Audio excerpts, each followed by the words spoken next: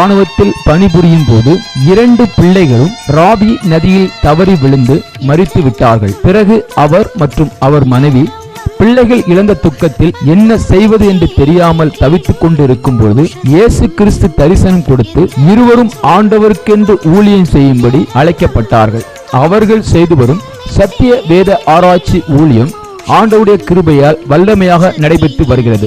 அவர்கள் கொடுக்கும் ஆண்டவருடைய வார்த்தையை நாம் கேட்போம். ஹல்லேலூயா. கர்த்தருடைய நாமத்துக்கு மகிமை உண்டாவதாக. परमेश्वर नाम की महिमा होने पावे. எத்தனை பேர் சந்தோஷமா இருக்கிறீங்க? आप लोग में से कितने लोग खुश हैं? ஒரு 2 அல்லது 3 பேருக்கு உங்களுடைய கரங்களை கொடுத்து சந்தோஷமா இருக்கிறீங்களான்னு விசாரிங்க.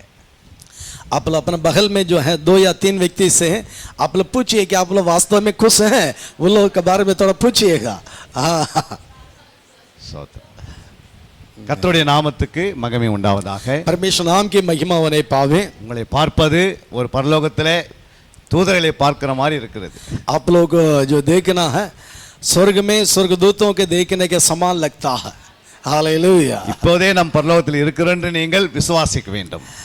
अभी ही हम लोग स्वर्ग में हैं, ऐसे आप लोग विश्वास करना चाहिए. ஏன்னா நம்முடைய ராஜ்யமே பரலோகத்துடைய ராஜ்யம்தான். कारण क्या, हमारा राज्य ही, हमारे स्वदेश ही स्वर्ग राज्य है. ஆனால் நாம் மரித்தாலும் உயிரோடு இருந்தாலும் அது தேவனுடைய சித்தத்தின்படி பரலோகத்தில் இருக்கிற மாதிரி தான் இருக்கிறோம். इसलिए हम लोग इस जगत में हैं, जिंदा हैं या मरे हैं, कुछ भी हो, हम लोग है स्वर्ग में रहने के समान ही है. ஏன்னா நம்ம பரலோகத்துடைய ஊழியக்காரர்கள், பரலோகத்துடைய ஊழியக்காரர்கள். कारण क्या, हम लोग स्वर्ग के जो सेवक हैं. நமக்கு ஒரே ஒரு எதிரி யாருன்னா பிசாசு ஒருவன் தான். हमारा एक ही शत्रु है, वो शैतान है. மீதி மக்களெல்லாம் எல்லாமே நல்லவர்கள் தான். बाकी सभी लोग हैं, सभी लोग बहुत अच्छे हैं. அவங்களை ஆண்டவர் தான் படைச்சாரு. सभी लोगों को परमेश्वर की सृष्टि की है. அது தீவிரவாதியா இருக்கலாம், கொலைகாரனா இருக்கலாம், அவன் விரோதியா இருக்கலாம், யார் இருந்தாலும் அது கடவுள் தான் படைச்சார். उग्रवादी हो या मान लीजिए चोर हो, डकैत तो कोई भी हो, सबको परमेश्वर की सृष्टि की है. அதை அவங்களை மாற்றுவதற்காக இயேசு இந்த உலகத்துக்கு வந்தார்.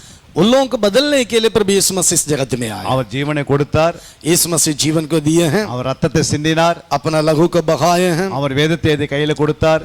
और वचन को लिख करके हाथ में दिए हैं. ஆவியானவர் அனுப்பினார். पवित्र आत्मा को भेजे हैं. உங்களுக்கு நல்ல ஒரு போதகராகிய மூத்த போதகராகிய அப்பா ஐயா அவர்களை கொடுத்தார். आप लोगों के एक अगुवा के रूप में आपके पास्टर जी को दिए हैं. அவரையும் ஆண்டவர் ஐயாவை இந்த பகுதி கொண்டு வந்தது தேவனுடைய நாமம் மகிமைப்படுவதற்காக. उनको ही परमेश्वर ही इसी क्षेत्र में अपना महिमा के लिए लेके आए हैं. முதலாவது சாலமோன் ஐயா அவர்கள் நம்ம மத்தியில என்ன குறித்து பேசினார். अभी है हमारा जो सालमन जी हैं, वो आपके बीच में मेरे बारे में बताए. அவர் தான் சொன்னாரு, நாம் பாட்னா பகுதிக்கு நாம் போக வேண்டும். वही बोले हैं कि हम लोग हैं बिहार में, पाटना का उसी क्षेत्र में, पाटना क्षेत्र में जाना है. அப்பு பாஸ்டர் ஒருவர் இருக்கிறாரு, அவர் நல்லா நேசிக்கிறவர், அவரை போய் நாம் பார்த்து ஒரு 5 நாள் ஊழியம் செய்துட்டு வரலாம்னு சொன்னார். वहाँ पर पास्टर जी हैं अपू अब्राहम, वो सेवकाई करते हैं, वो हमसे प्रेम करते हैं. वहाँ पर उनके साथ जाकर 5 दिन सेवकाई करके आना है. அதுக்கு பிறகு நாங்கள் அப்பு பாஸ்டரோட நான் பேச ஆரம்பித்தேன். उसके बाद पास्टर अपू से हम भी बात करने लगे हैं. அருமையான ஐயா அவர்கள் ரொம்ப தாழ்மை உள்ளவர்களாக அந்த வார்த்தையில் வெளிப்படுத்தி கொண்டே வந்தார். पास्टर जी हैं, वो अच्छा से हमसे बातें करते आए हैं. அது நிமித்தமே எங்களுக்கு ஆவியான உணர்த்தினார், இந்த பகுதியில் அவருடைய ஊழியங்கள் வளர்ந்து பெருக போகிறது. इसलिए पवित्र आत्मा में अगुवाई के इसी क्षेत्र में उनका सेवकाई और बढ़ेगा. இன்னும் ஒரு 7 வருஷத்துக்குள்ளேயோ ஊழியர்கள் இது ஃபுல்லா உட்கார்ந்து சத்தியத்தை கேட்கிற அளவு வந்து விடுவார்கள். और एक 7 साल के अंदर और भी बहुत से सेवक लोग यहाँ पर भरे रहेंगे. உங்களுக்கு கீழே பல கிளை சபைகள் உருவாக்கப்பட்டுரும். आप लोग के नीचे और भी कई जो ब्रांच कलिसियां हैं और उत्पन्न होगा. உங்களை வைத்து ஆண்டவர் உங்கள் மேலே அற்புதம், அடையாளம், அதிசயங்கள், வரங்கள் எல்லாம் கிரியை செய்ய போகிறாரு. परमेश्वर उन लोगों के द्वारा अपना सामर्थ्य प्रकट करेंगे. चिन्ह और चमत्कार के द्वारा परमेश्वर आप लोगों के द्वारा कार्य करेंगे. உங்க மூலமாவே உங்க சபையை கேட்கும் போது நீங்கள் சொல்லுவீங்க, என்கிட்ட 5000 ஆத்மா இருக்கிறாங்க, 7000 ஆத்மா இருக்கிறாங்க, 1000 ஆத்மா இருக்கிறாங்க. உங்க சின்ன சபையா இருந்தா கூட எவ்வளவு பேர் இருக்கிறாங்க சொன்னா நீங்க 1000க்கு மேல தான் சொல்லுவீர்கள். आप लोग भी वैसा ही बोलेंगे कि आप लोग के कलिसिया छोटा कलिसिया रहेगा तो भी आप लोग भी बोलेंगे मेरे कलिसिया में 1000 लोग हैं, 2000 लोग हैं, 5000 लोग, ऐसे आप लोग बोलने लगेंगे. அது சாதாரணமாவே நீங்க சொல்லுவீங்க. ऐसे साधारण रूप से बोलेंगे कि ऐसे इतना 1000 लोग हमारे कलिसिया में हैं. அதை நீங்க செய்ய போறதில்ல, ஆவியானவர் உங்க மேல ஒரு அபிஷேகத்தை போடுவார். ये काम है आप लोग करेंगे नहीं, लेकिन पवित्र आत्मा इसे का अभिषेक को आप लोग के ऊपर डालेंगे। அதனால நீங்கள் தேவனுக்கு கீழ்ப்படிங்க, உங்க மேய்ப்பருக்கு கீழ்ப்படிங்க, சொல்வதை செய்யுங்க. ஒரு நாள் வரும், அப்போது உங்க மேல அந்த அபிஷேகம் வந்து விழும்.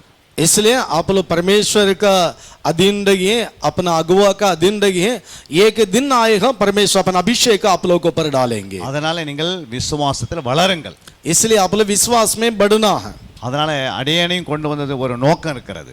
इसलिए परमेश्वर हम लोग के यहाँ पर एक उद्देश्य का साथ ही लेके आए। ரெண்டு பிள்ளைகளை நான் இழந்தாலும் मेरा 2 बच्चों को हम लोग खोए हैं, இன்னைக்கு 7000 பேர் உருவாக்கப்பட்டிருக்கிறாங்க. लेकिन हम लोग के द्वारा 7000 लोग तैयार किए गए हैं। ஆனா இன்னும் என்னுடைய ஆண்டவன் கொடுத்த அந்த திட்டங்கள் வந்து 1 கோடி பேரை உருவாக்கணும். लेकिन परमेश्वर मेरे ऊपर जो है बोझ को दिए हैं, एक दर्शन दिए हैं, करोड़ लोगों को उनके लिए तैयार करना। அதுவும் சீசர்கள் 1 கோடி, ओ चेले लोग 1 करोड़, ஜெபிக்கிறவர்கள் 1 கோடி, प्रार्थना करने वाले लोग 1 करोड़, சாத்தானுக்கு எதிர்த்து நிற்கிற 1 கோடி யுத்த வீரர்கள், शैतान का सामना करने वाला 1 करोड़ योद्धा हैं, 1 கோடி ஊழியர்கள், 1 करोड़ जो सेवक लोग हैं, ஒரு 300 சபை வட மாநிலத்தில் உருவாக்கப்பட வேண்டும். और उत्तर भारत में 300 कलिसिया और खड़ा करना है, ஜெயில் ஊழியம் செய்யணும், और जो जेल में जाकर सेवकाई करना है, வில்லேஜ் ஊழியம் செய்யணும், और गांव में जाकर सेवकाई करना है, சமூக நல பணி செய்யணும், और समाज की सेवा करना है, சிறு குழந்தை எல்லாம் செய்யணும், और बच्चों के बीच में सेवकाई करना முதியோர் है, எல்லாம் செய்யணும். और जो बड़े जो बुजुर्ग लोग उन लोगों के बीच में भी सेवकाई करना அநேகர்கள் है। சத்தியத்தினால் உருவாக்க வேண்டும். कई लोगों को सच्चाई के द्वारा उन लोगों को तैयार करना है। எனக்கு வந்து இப்போது 60 வயசு ஆக போகிறது. अभी मुझे है 60 साल उम्र होने लगा है, இன்னும் ஒரு 20 வருஷம் ஆண்டவர் குட்டி கொடுத்தால், और एक 20 साल और बढ़ा कर परमेश्वर देंगे तो, அவருடைய அபிஷேகத்தை அளவில்லாமல் கொடுத்தால், उनका अभिषेक मुझे देंगे तो, இன்னும் ஆண்டவருக்காய் ஓடி சேவை செய்வோம். और परमेश्वर के लिए कई जगह पर जा करके सेवकाई करेंगे। ஏனென்றால் இது நம்முடைய கரத்தில் கிடையாது, ஆண்டவருடைய கரத்தில் தான் இருக்கிறது. कारण क्या ये काम है हमारा हाथ में नहीं है, परमेश्वर का हाथ में है। ஆனா நம்ம வந்து ஆண்டவருக்கு ஒரு வேலைக்காரர்கள். हम लोग परमेश्वर के लिए एक सेवक है, सेवा करने இந்த वाले। இடத்துல நம்ம வேலைக்காரர்கள். यहाँ पर हम लोग परमेश्वर का एक सेवा करने वाले இங்கே हैं। சாப்பாடு இருக்கும், இருக்காது, यहाँ पर खाना मिलता है, नहीं भी मिलेगा, தூக்கம் இருக்கும், தூக்கம் இருக்காது, और नींद रहेगा और भी नहीं भी रहेगा, பணம் இருக்கும், பணம் இருக்காது, पैसा कभी रहता कभी नहीं रहेगा, நம்மளை நேசிப்பாங்க, சிலர் நேசிக்காத இருப்பாங்க. कुछ लोग हम लोग से प्रेम करें, कुछ लोग प्रेम नहीं करेंगे। இதெல்லாம் நம்ம பார்க்கவே கூடாது. ये सबको हम लोग देखना नहीं है। எல்லாத்தையும் சகிக்கக்கூடிய ஒரு நல்ல இருதயத்தை நம்ம உருவாக்கி கொள்ளணும். इस सारे बातों को सहने के एक अच्छा हृदय को हम लोग है उत्पन्न करना है। நம்முடைய இருதயம் வந்து ஆண்டவருக்கு மட்டும் தான் கொடுக்கணும். हम अपने हृदय के सिर्फ परमेश्वर के लिए ही देना है। இந்த உலகத்துக்கு நான் விற்று போடக்கூடாது. हम लोग संसार के लिए इसको बेचना नहीं। ஒரே வாழ்க்கை தான், एक ही जिंदगी है। இந்த வாழ்க்கையை நம்ம ஆண்டவர் ரட்சித்துட்டாரு. इसी जिंदगी को प्रभु यीशु मसीह उद्धार किए हैं। யார் மூலமாவே ஒரு சுவிசேஷத்தை கேட்டு நம்ம ரட்சிக்கப்பட்டுட்டோம். किसी के द्वारा हम लोग सुसमाचार सुनकर के उद्धार पाए। நமக்கு ஆண்டவர் வந்து பல லட்சம் வருடங்களாக பரலோகத்தில் இருக்க போகிறோம். हम इस दुनिया के बाद कई लाखों करोड़ों साल हम लोग परमेश्वर के साथ स्वर्ग में रहेंगे। ஒரு 1000 வருட சாட்சி இந்த பூமிக்கு வந்து வாழ போகிறோம். और 1000 साल का शासन इस दुनिया में हम लोग रह करके करेंगे। இதெல்லாம் நம்ம மனதில் வைத்துக்கொண்டு इस सारे बातों को हम लोग अपना मन में रखें। இப்போ இருக்கிற இந்த சரீரத்தில் இருக்கிற இந்த பலனோடு इस शरीर में जो है ताकत, ऐसी ताकत के साथ இதை அப்படியே ஆண்டவருக்கு நம்ம கொடுத்துட்டா போதும். इस सारे ताकत हम लोग परमेश्वर के लिए देना है। ஏன்னா இது ஒரு நாள் வரும்போது இந்த மண்ணு சாப்பிட்டு போதும் சரீரத்தை. और एक दिन आएगा इस शरीर को मिट्टी खा जाएगा। அந்த மண்ணு சாப்பிடுறதுக்கு முன்னாடி நம்ம ஆண்டவருக்காக ஏதாவது பணி செய்து முடிச்சிடணும். और मिट्टी हमारे शरीर को खाने से पहले हम लोग परमेश्वर के लिए जितना कर सकते हैं उतना हम लोग परमेश्वर के लिए करना है। இதுக்கு கொஞ்சம் நீங்க ரெஸ்ட் கொடுத்தீங்கன்னா இது நம்மளை பலவீனப்படுத்தும். इसको थोड़ा सा आराम देंगे तो ये है कमजोरी को उत्पन्न कर देगा। இது கொஞ்சம் நீங்க ரெஸ்ட் கொடுத்து உங்க ஆத்மாவை சாகடிச்சிடும். आप थोड़ा सा इसको है आराम देंगे तो आपका आत्मा को वो खराब कर देगा, खत्म कर देगा। இது கொஞ்சம் ரெஸ்ட் கொடுத்தீங்கன்னா இது பாவம் செய்ய வச்சிடும். आप इससे शरीर को थोड़ा सा आराम देंगे तो वो पाप में आपको गिराएगा। அதனால இதை நம்ம வந்து ஒரு டோபி கிட்ட எப்படி கொடுத்துறோம் ட்ரெஸ் அது மாதிரி நம்ம வாட வேண்டும். जैसे डोबी के पास हम लोग जो है कपड़ा को साफ करने के लिए देते हैं, वैसा ही हमारा जिंदगी भी होना है। அந்த மாதிரி நம்ம இருந்தாதான் நம்ம துணி வந்து எப்படி சுத்தமாக்குற டோபியோ அதே போல ஆண்டவராக இயேசு நம்முடைய ஆத்மாவையும் ஆவியும் சரீரத்தை சுத்தமாக்கி விட்டுருவார். जैसे जो कपड़ा को है साफ करते हैं डोबी, वैसा ही परमेश्वर भी हमारा आत्मा प्राण देह को साफ है और शुद्ध करते रहेंगे. அல்லேலூயா हालेलुया அல்லேலூயா हालेलुया அல்லேலூயா. हालेलुया. இப்ப வேதத்தை நம்ம கற்றுக்கொள்ளதுக்கு முன்னாடி, हम लोग परमेश्वर वचन से सीखने से पहले, நம் சத்தியத்தை அறிவதற்கு முன்பாக, हम लोग सच्चाई को जानने से पहले, நம்ம அபிஷேகத்தை பெறுவதற்கு முன்பாக, हम लोग अभिषेक को पाने से पहले முதலாவது நம்மை சுத்திகரிக்க வேண்டும். हम लोग पहले अपने आप को शुद्ध करना है. ஏன்னா சுத்திகரிப்பு இல்லாம हम लोग अपने आप को शुद्ध किए बिना பரிசுத்த ஆவியானவர் நமக்குள்ள வர முடியாது. पवित्र आत्मा हमारे अंदर नहीं आ सकता है. வசனம் நமக்குள்ள வராது. वचन हमारे अंदर नहीं आ सकता है. ஜெப ஆவி நமக்குள்ள வராது. वो प्रार्थना का आत्मा हमारे अंदर नहीं आएगा. ஆத்மா பாரம் வராது. आत्माओं के प्रति बोझ नहीं आएगा. அதனால நம்மளை முதல் எடுத்த பிறகு நம்ம சுத்திகரிக்கணும். इसलिए पहले हम अपने आप को शुद्ध करना है. ஏன்னா அப்படின்னா நம்ம படுத்து தூங்கின பிறகு முதல்ல முகத்தை கழுவுறோம். हम लोग सोने से पहले हम मुंह धोते हैं. ஏன் அப்படி செய்யறோம்னா நம்ம சரீரத்தினுடைய அந்த சுத்திகரிப்பு மிக அவசியம்.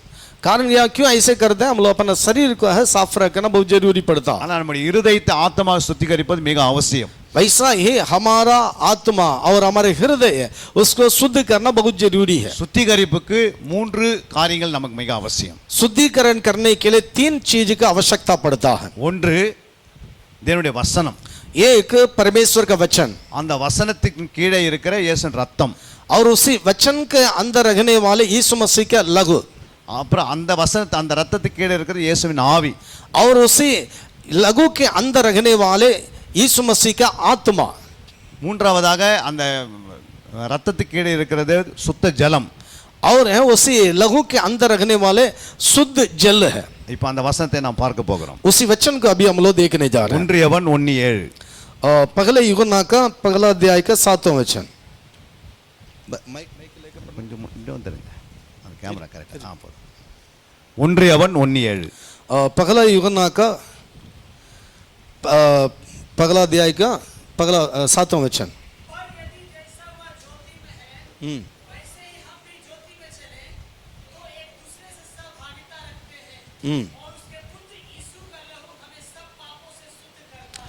आमीन. प्रभु यीशु मसीह के लहू में सब पापों से धो के शुद्ध. கொஞ்சம் அந்த மைக்கில் இருந்து வாசிக்க சொன்னா நல்லா இருக்கும். तुरंत पढ़ना. கொஞ்சம் மைக்கில் இருந்து வாசிக்க சொல்லுங்க. पर यदि जैसा वह ज्योति में है वैसा ही हम भी ज्योति में चलें तो एक दूसरे से सहभागिता रखते हैं और उसके पुत्र यीशु का लहू हमें सब पापों से शुद्ध करता है. आमीन. அவர் ஒளியில் இருக்கிறது போல நாமும் ஒளியிலே நடந்தால் ஒருவரோடு ஒருவர் ஐக்கியப்பட்டிருப்போம். அவருடைய குமாரனாகிய இயேசு கிறிஸ்துவின் இரத்தம் சகல பாவங்களை நீக்கி நம்மை சுத்திகரிக்கும். அல்லேலூயா. இயேசுவின் ரத்தம் यीशु मसीह का लहू நம்முடைய ரத்தத்தில் இருக்கிற பாவத்தை கழுவுகிறது. हमारा लहू में जो पाप है उसको धो देता है. பழைய ஏற்பாட்டில் ஒரு ஒரு ஒரு ஒரு பலியை செலுத்தினா ஒரு மாடை பலி செலுத்துவாங்க, இல்லை ஒரு பறவைகளை பலி செலுத்தி அந்த பலியின் மூலமாக சுத்திகரிப்பு உண்டாகும். पुराने नियम में कोई जानवर या कोई पक्षी है उसको बलिदान के रूप में देख करके उसी के द्वारा शुद्धिकरण होता था. ஆனால் புதிய ஏற்பாட்டில் வரும்போது இயேசுவின் ரத்தத்தினாலே நாம் கழுவப்பட வேண்டும். लेकिन नया नियम में जब आते हैं तब यीशु मसीह के लहू के द्वारा हमारा शुद्धिकरण होता है. இப்போ இயேசுவின் ரத்தத்தை நாம் ஒருவரும் இதுவரையும் பார்த்ததே கிடையாது. यीशु मसीह लहू को हम लोगों में से कोई भी अभी तक कोई भी देखा नहीं है. அது 2000 வருஷத்துக்கு முன்னாடியே சிலுவையில் அவர் சிந்திட்டாரு. वो 2000 साल का पहले क्रूस पर यीशु मसीह बहाया. ஆனால் இப்போ அவர் எப்படி நம்ம அவர் ரத்தத்தை பார்க்க முடியும்னா அவருடைய வசனத்தினால தான் பார்க்க முடியும். अब हम यीशु मसीह लहू को कैसे देख सकते हैं? उनके वचन के द्वारा ही हम लोग यीशु मसीह लहू को देख सकते हैं. அங்கே தான் 1 யோவான் 1:7 எழுதப்பட்டிருக்குது. इसलिए वहां पर पहला यूहन्ना में पहला अध्याय के 7वां वचन में लिखा हुआ. இந்த வசனத்தை அனுதினம் நீங்க காலையில மத்தியானம் இரவு பயன்படுத்தணும். इसी वचन को आप लोग हर रोज सुबह दोपहर शाम को इसको आप लोग उपयोग करना है, इस्तेमाल करना है. இந்த वசனத்தை நீங்க அறிக்கை செய்ய வேண்டியது அவசியம். इसी वचन को आप लोग अंगीकार करना जरूरी है. இயேசுவே உம்முடைய இரத்தத்தினாலே என்னை கழுவும்.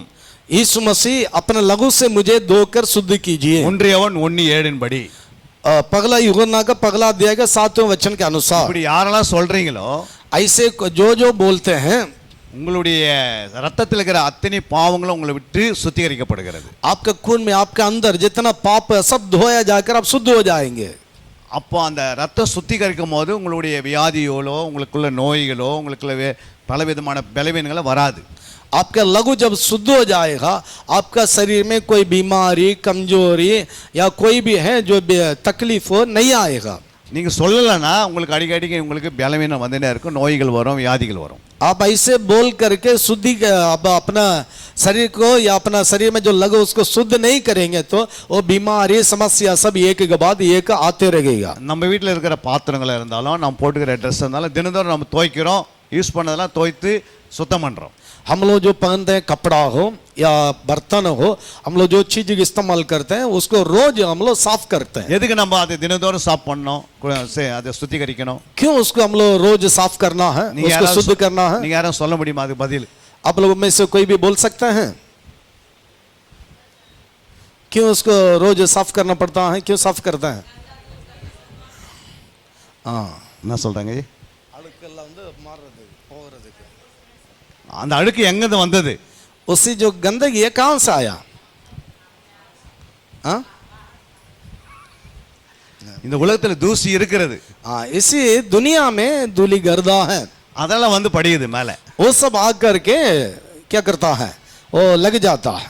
அதே போலதான் நம்முடைய ஆத்மாவிலையும் நம்முடைய கண்கள் மூலமாக, வாயின் மூலமாக, நடையின் மூலமாக, உடையின் மூலமாக, நம்முடைய நினைக்கிற நினைவு மூலமாக நமக்குள்ள பிசாசு பாவத்தை கொண்டு வருகிறான். वैसा ही दुनिया में हमारे दृष्टि के द्वारा हमारा बोली के द्वारा हम लोग जो सुनते हैं उसी बातों के द्वारा शैतान ऐसे पापों को हमारा अंदर डाल देता, ला देता है. அதை நீங்க சுத்திகரிக்கல அப்படின்னா, उसको आप लोग शुद्ध नहीं करेंगे तो, எப்படி உங்க பாத்திரங்களை நீங்க சுத்திகரிக்கலனா, जैसे आपका बर्तन का आप लोग साफ नहीं करेंगे तो அதுல சாப்பாடு போட்டு சாப்பிடும்போது கொஞ்சம் மனசு கஷ்டமா இருக்கும். उसी गंदा बर्तन में आप लोग है खाना डाल करके खाने के लिए थोड़ा सा आप लोग सोचेंगे. அதே போல நம்முடைய இருதயத்தில் அந்த பாவத்தை அவன் ஊற்றப்படும் போது, அவனுடைய காரியங்களை சிந்திக்கும் போது, பாவத்தை சிந்திக்கும் போதோ இல்லை பிசாசு நமக்குள்ள பாவத்தை போடும் போதோ நம்முடைய மனசாட்சி துர்மனசாட்சியாக மாறிடுது.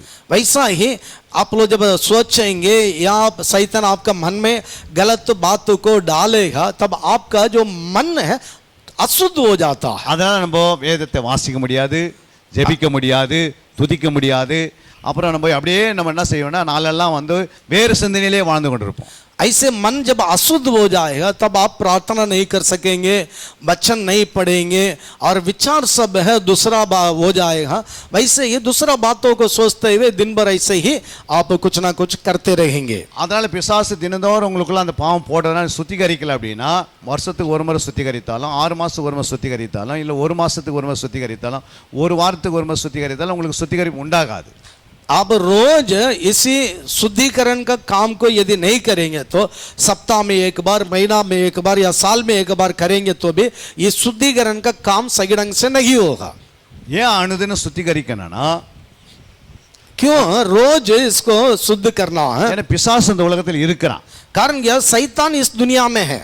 அவன் இருக்கிற வரைக்கும் நம்ம சுத்திகரிப்பு அனுதினம் வேண்டும். वो जब तक शैतान इस जगत में है इसलिए हर रोज इसी शुद्धिकरण का काम को करना है. எப்படி நம்ம தூசி இருக்கிற வரைக்கும் நம்ம நம்முடைய பாத்திரங்களை சுத்தம் பண்றோம், ட்ரெஸ்ஸை சுத்தம் பண்றோம், எல்லாத்தையுமே சுத்தம் பண்றோம். जैसे धूली गर्दा इस दुनिया में इसलिए हम लोग अपना कपड़ा को, बर्तन को, सारे चीज को हम लोग रोज साफ करते हैं. எத்தனை பேர் அதை விசுவாசிக்கிறீங்க? इस बात को कितने लोग विश्वास करते हैं, मानते हैं? புரிகிறது?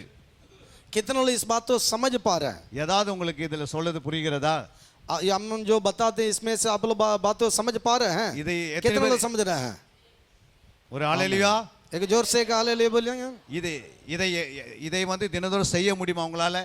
अब इसी रीति से रोज इसी शुद्धिकरण का काम को कर सकते हैं? आमीन. இந்த வசனம் உங்களுக்கு புரிகிறதா? इसी वचन को आप लोग समझ पा रहे हैं? आमीन. ஏன்னா இதுதான் பேசிக்கே நமக்கு வேண்டும். कारण क्या हमारे जिंदगी का जो है मूल बात है, आत्मिक जिंदगी की मूल बात यही है. ஏன்னா நம்ம கடக்கால் போடாத வீடு கட்டினா அது என்னதான் விழுந்துரும். கடக்கால் போடாம வீடு கட்டினா விழுந்துரும். हम लोग नींव डाले बिना हम लोग मकान बनाएंगे तो वो मकान गिर जाएगा. இந்த சின்ன வேலை தான், இந்த ஒரு ஒன்றியது ஒரு வசனம் தான். இதை நம்ம விட்டுட்டோம்னா நம்முடைய வாழ்க்கையில அடுத்த ஸ்டெப்புக்கு போக முடியாது. इसी है ये छोटा वचन है, पगला यूहन्ना का पगला अध्याय का 7वां वचन छोटा वचन है। यदि इस वचन को हम लोग अपने जिंदगी में पालन नहीं करेंगे तो हम लोग अपने जिंदगी में आगे बढ़ नहीं पाएंगे। ஏன்னா நான் ஒரு இந்தியன் ஆர்மிலேருந்து வந்த ஆளு. कारण यहाँ भारत का जो है सैनिक है, जो मिलिट्री से हम आए हैं। 3 வேளையும் நாங்கள் எப்படி இருந்தாலும் அந்த இடத்துல வந்து பார்த்தீங்கன்னா வாரத்துக்கு ஒரு முறையாவது நாங்கள் ஒயின் சாப்பிட்ருவோம். वहाँ पर कितना भी रहेंगे तभी वहाँ पर है जो वाइन है वहाँ पर पीना पड़ता है। சிகரெட் எல்லாம் வந்து நாங்கள் யூஸ் பண்ணது உண்டு. हम सिगरेट सभी लोग हैं, हम लोग इस्तेमाल करते थे। தமாக்கெலாம் போடுறது உண்டு. जो है जो खैनी है जो ये सब है इस्तेमाल करते थे, पान है। ஆனால் இதுலேருந்து ஒரு மனுஷன் வெளியே வரணும் அப்படின்னா ये सारे बातों से एक मनुष्य बाहर आना है तो ஒரு முறை ஞானஸ்தானம் எடுத்துட்டா வராது வெளியே. एक दिन बपतिस्मा लेने से सब बाहर नहीं निकलता है। அதுக்கு பிறகு அது வந்து ஒரு உடன்படிக்கைக்காக பண்ணுகிறோம். वो एक रीति है, एक नियम है, इसलिए हम लोग करते हैं उसको। நம்ம பாவத்துக்கு மறிக்கிறோம், நீதிக்கு படைக்கணும். वो हम पाप के लिए मरते हैं और धार्मिकता के लिए जिंदा हो जाते அது हैं। நீதிக்கு படிக்கணும்னா ஒரே நாள் இல்லை, நீதி செய்கள் இன்னும் நீதி செய்யுங்கன்னு சொல்லிட்டார் ஆண்டவர். और है जो है धार्मिकता के लिए जीना वो एक दिन की बात है। जो धर्मी है और धर्मी बना रहे हैं। அப்போ நீதி செய்கிறவர்கள் இன்னும் நீதி செய்து கொண்டே வரணும். वैसा ये जो धार्मिकता में जीवन बिताने वाले, पवित्र जीवन बिताने वाले और पवित्र जीवन बिताते आना है। பரிசுத்தமா இருக்கிற இன்னும் பரிசுத்தமா இருங்கள். और जो पवित्र है और पवित्र बनना है। அப்போ நீதி செய்கிறவர்கள் பரிசுத்தமா இருக்கிறவர்கள் யாரு? और जो धर्म का काम करने वाले और पवित्र जीवन बिताने वाले कौन है? உங்களை யாரா சொல்ல முடியுமா? आप लोग में से कोई बोल सकते हैं?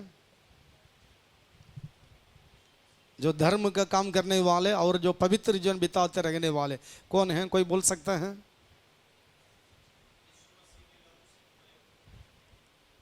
சொல்லுங்க, என்ன சொல்றாரு? ஹல்லேலூயா.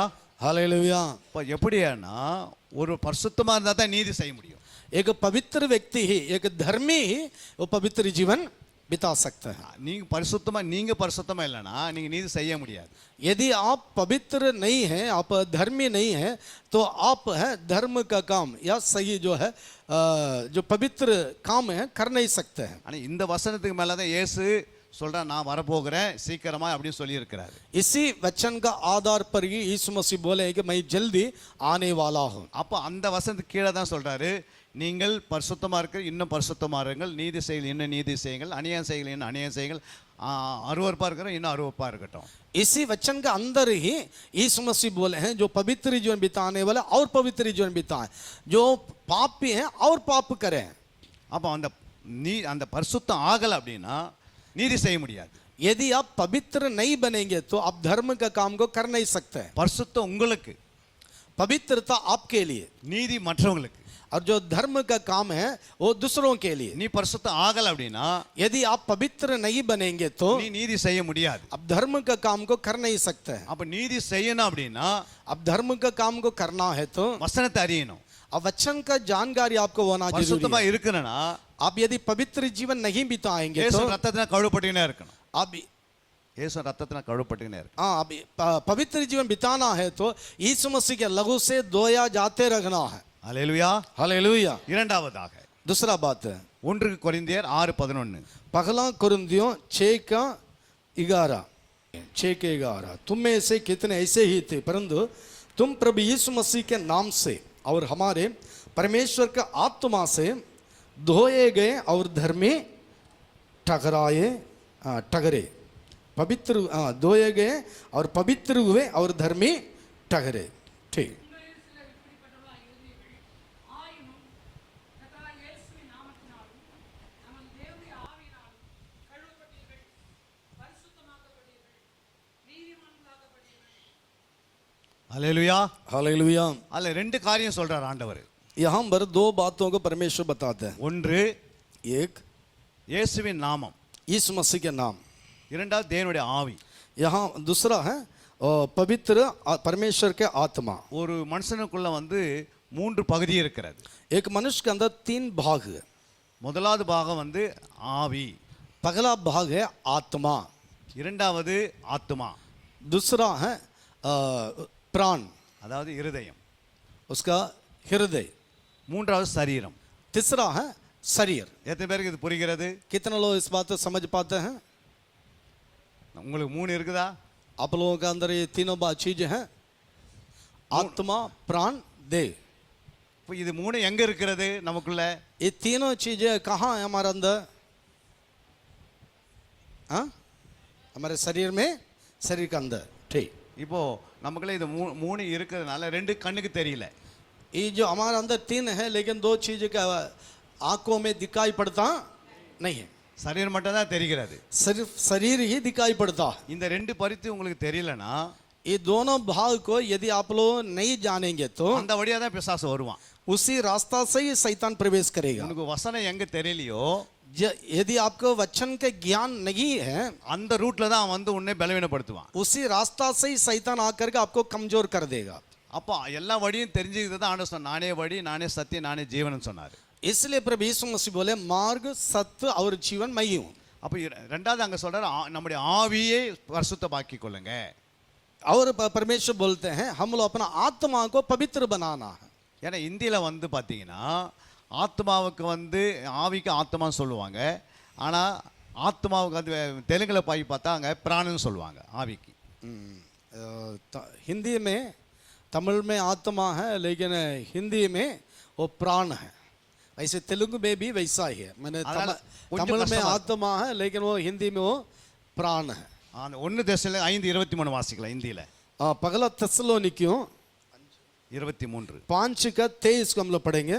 परमेश्वर शांति का परमेश्वर आप ही तुम्हें पूरी रीति से पवित्र करे और तुम्हारी आत्मा और प्राण और देह हमारे प्रभु यीशु मसीह के आने तक पूरे पूरे निर्दोष और सुरक्षित रहे।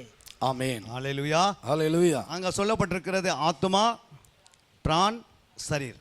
वहां पर आत्मा प्राण देह तीनों चीज वहां पर। இந்தியில வந்து பிரான் தான் ஆத்மா. आमीन। हिंदी में जो प्राणी है, तमिल में वो आत्मा बोला जाता है। அதனால வந்து உங்களுக்கு மூணு இருக்குது அப்படின்னு நமக்கு தெரிகிறது. इसलिए हम लोग तीनों चीजें हमारे अंदर है। ஆண்டவராக இயேசு சொன்னாரு, ரட்சிக்கப்படாதவர்களை பார்த்து ஒரு வார்த்தை சொல்றாரு. उद्धार जो नहीं पाए उन लोगों को देखकर प्रभु यीशु मसीह एक बात को कहते हैं। இப்போ ரட்சிக்கப்படாத நீ ஒரு மனுஷனை பார்க்கற, நீ என்ன சொல்வீங்க அவங்கள பார்த்து? एक उद्धार जो नहीं पाया उस मनुष्य को देखेंगे तो आप लोग क्या बोलेंगे? हाँ, क्या बोलेंगे जो उद्धार नहीं पाए? இயேசு அதுக்கு ஒரு பேர் வச்சிருக்கிறாரு. यीशु मसीह एक नाम उन लोगों के लिए रखे हैं।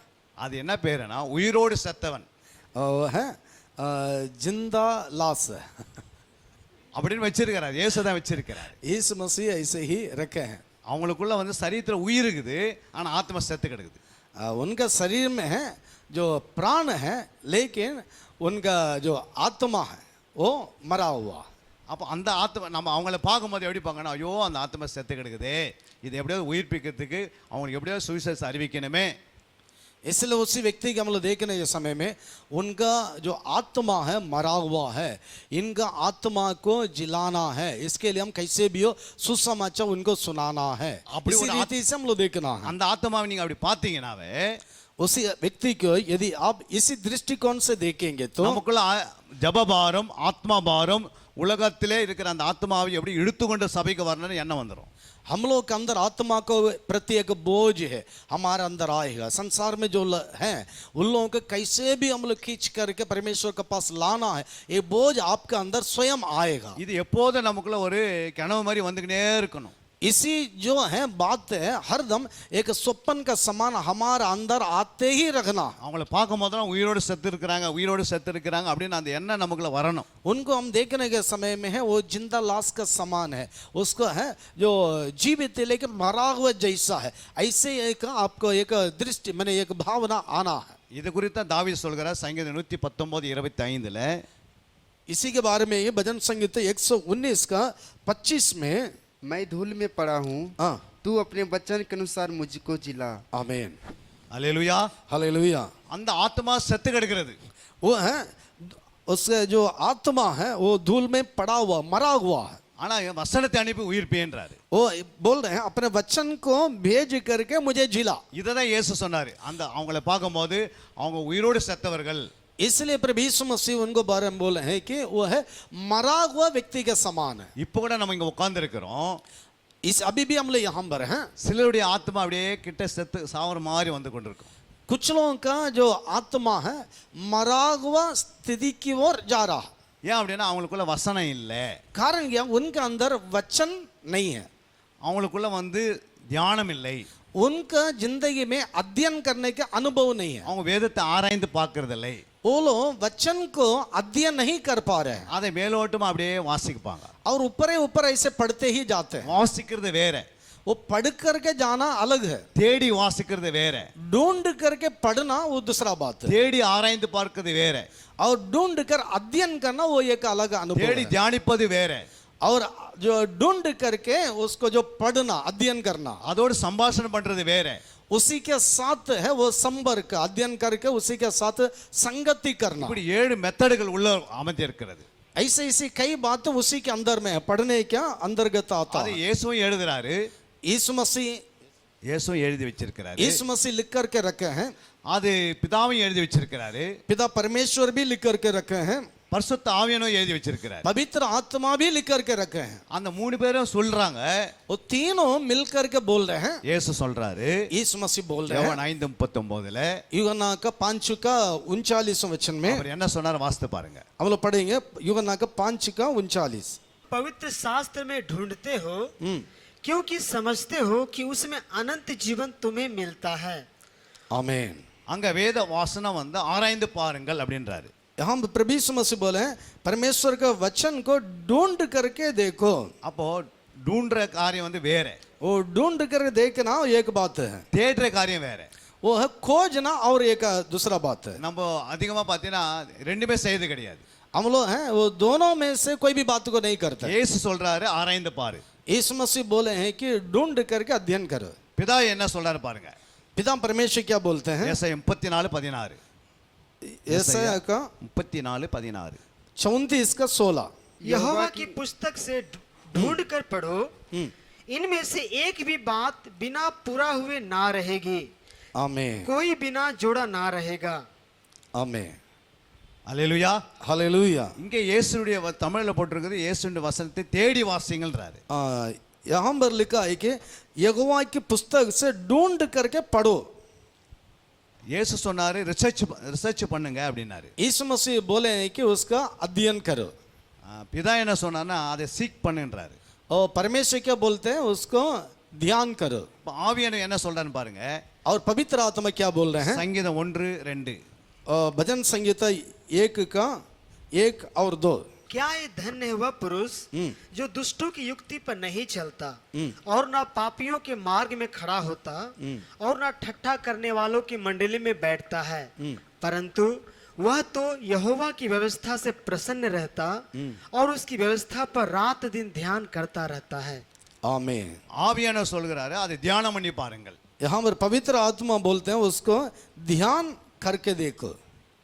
இயேசு சொன்னாரு यीशु मसीह बोले हैं இருதயத்துக்குள்ள ஆராய்ந்து பாரு. हृदय में उसको है ढूंढ करके देखना। பிதா சொல்றாரு पिता परमेश्वर बोलते हैं கண்ணினால தேடி பாரு, उसको है ढूंढ करके पढ़ो। கண்ணினால கண் மூலமாக தேடுன்றாரு. और आंखों से उसको ढूंढ करके पढ़ना, ढूंढ करके देखना। ஆவியானவர் சொல்றாரு ஆவினாலே அதை தியானம் பண்ணி பாருங்க. पवित्र आत्मा बोलते हैं आत्मा से उसको उस पर ध्यान करके देखो। அதனால தான் நமக்குள்ள ஆவி ஆத்மா சரீரம் இருக்கிறது. इसलिए हमारे अंदर आत्मा प्राण देह तीनों हैं। பிசாசுக்கும் ஆவி ஆத்மா சரீரம் இருக்கிறது.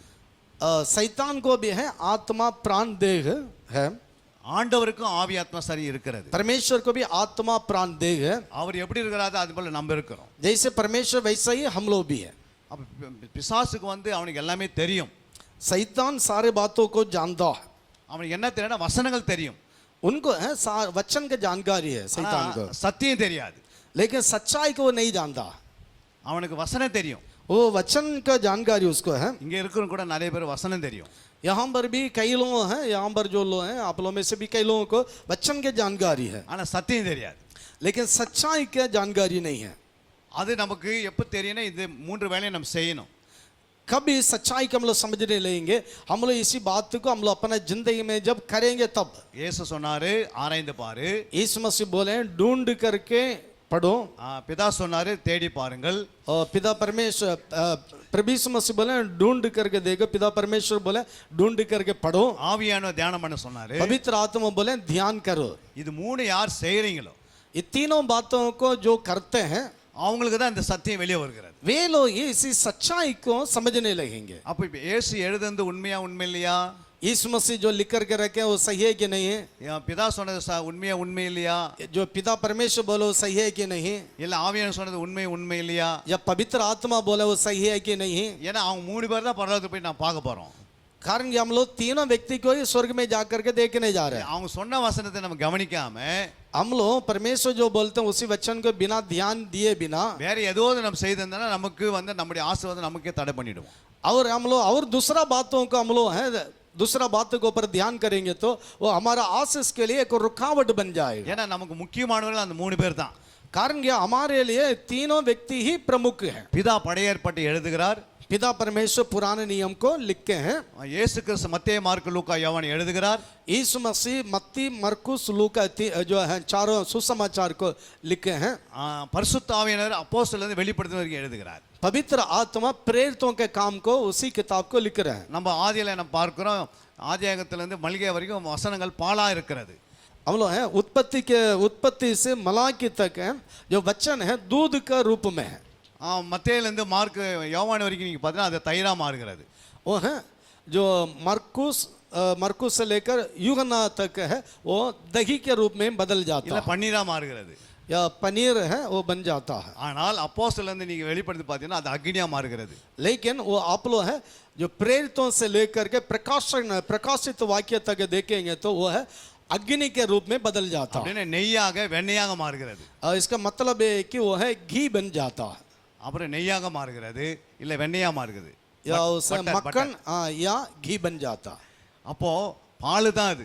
वो दूध ही है। ஆனா அது தயிரா மாறதுக்கு பால் சாகுகிறது. वो है दही बनने के लिए क्या हो जाता है दूध मर जाता है। அப்போ தயிர் வந்து நெய்யா வெண்ணையா மாறதுக்கு தயிர் சாகுறது. वो दही है घी बनने के लिए दही मर जाता है। வார்த்தை சத்தது. वचन है वो मर जाता है, मर गया। ஒன்று யோவான் 1ஆம் அதிகாரம் 14ஆம் வசனம். यूहन्ना का सुसमाचार 1:14. यूहन्ना का सुसमाचार पहला अध्याय का 14 वचन में।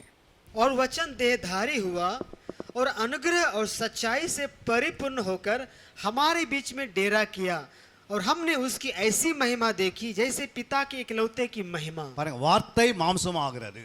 यहाँ पर वचन है मांस का धारण कर रहा। அதே போல அவருடைய வார்த்தை நம்முடைய இருதயத்தில் போய் சாகணும். वैसे ही उनका वचन है हमारे हृदय में जाकर के वो मरना। அந்த வார்த்தை சாகல என்றால் उसी वचन यदि नहीं मरेगा तो அது வந்து நான் மாறாது, சத்தியமா மாறாது. वो सच्चाई के रूप में बदलेगा नहीं। இயேசு உள்ள உருவாக முடியாது. यीशु मसीह हमारे अंदर उत्पन्न नहीं हो இயேசு सकेगा। சுபாவம் உள்ள வராது. यीशु मसीह का स्वभाव हमारे अंदर नहीं आएगा। நமக்கு மறுரூப செயல் கிடைக்காது.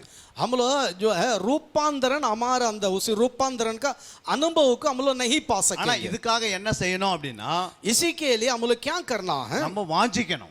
हम लोग उसके लिए लालसा करना, அதை अன்பு கூறணும். उसी से हम लोग प्रेम करना। நம்ம ரட்சிக்கப்பட்ட நாட்கள் இருந்து हम लोग उद्धार पाने के बाद நம்ம மரணம் சந்திக்கிற வரைக்கும் मृत्यु से मिलने के समय तक நமக்கு ஒரே ஒரு வழி, அதுனா வசனம் தான். हम लोगों के लिए एक ही मार्ग है, वो वचन है। அந்த வசனம் நமக்கு இயேசு உருவாக்கப்பட முடியல அப்படின்னா उसी वचन है हमारे अंदर यीशु मसीह को यदि उत्पन्न नहीं कर सकेगा तो நம்ம வருகையில் போக முடியாது. हम लोग यीशु मसीह आगमन में उनका साथ उठा लिए जाएंगे नहीं। நம்ம நினைக்கிறோம் இங்க வந்து ஒரு 20 வருஷம் ஊழியம் செய்தோம். हम लोग सोचते हैं कि हम लोग 20 साल यहाँ आकर के सेवकाई किए हैं। அப்ப ஆண்டவராக இயேசு கிட்ட போய் நிப்பீங்க. यीशु मसीह के सामने जाकर के खड़े होंगे। என் வசனத்தை கவனிச்சான்னு கேட்பாரு. तब यीशु मसीह के सामने जब हम लोग खड़े हो जाए तब यीशु मसीह पूछेंगे कि तुम वचन को सुना है, அந்த வசனம் உன் இருதயத்தில் போச்சான்னு கேட்பாரு. और उसी वचन तुम्हारे हृदय में क्या पहुंचा है, அந்த வசனம் ரத்தமா மாறிச்சான்னு கேட்பாரு. उसी वचन तुम्हारा अंदर लघु बन गया है, அந்த வசனம் உங்களுக்குள்ள ஜீவ தண்ணீரா மாறிச்சான்னு கேட்பாரு. उसी वचन तुम्हारा अंदर जीवन जल का रूप में बदला है, அந்த வசனம் உனக்குள்ள ஆவியா மாறிச்சான்னு கேட்பாரு. उसी वचन तुम्हारा अंदर आत्मा का रूप में बदला है। நானே இந்த உலகத்துக்கு வந்து ऐसे यीशु मसीह पूछेंगे मैं इस जगत में आकर என்னுடைய வார்த்தை ओ मेरा वचन அது மரியாளுடைய கருவுல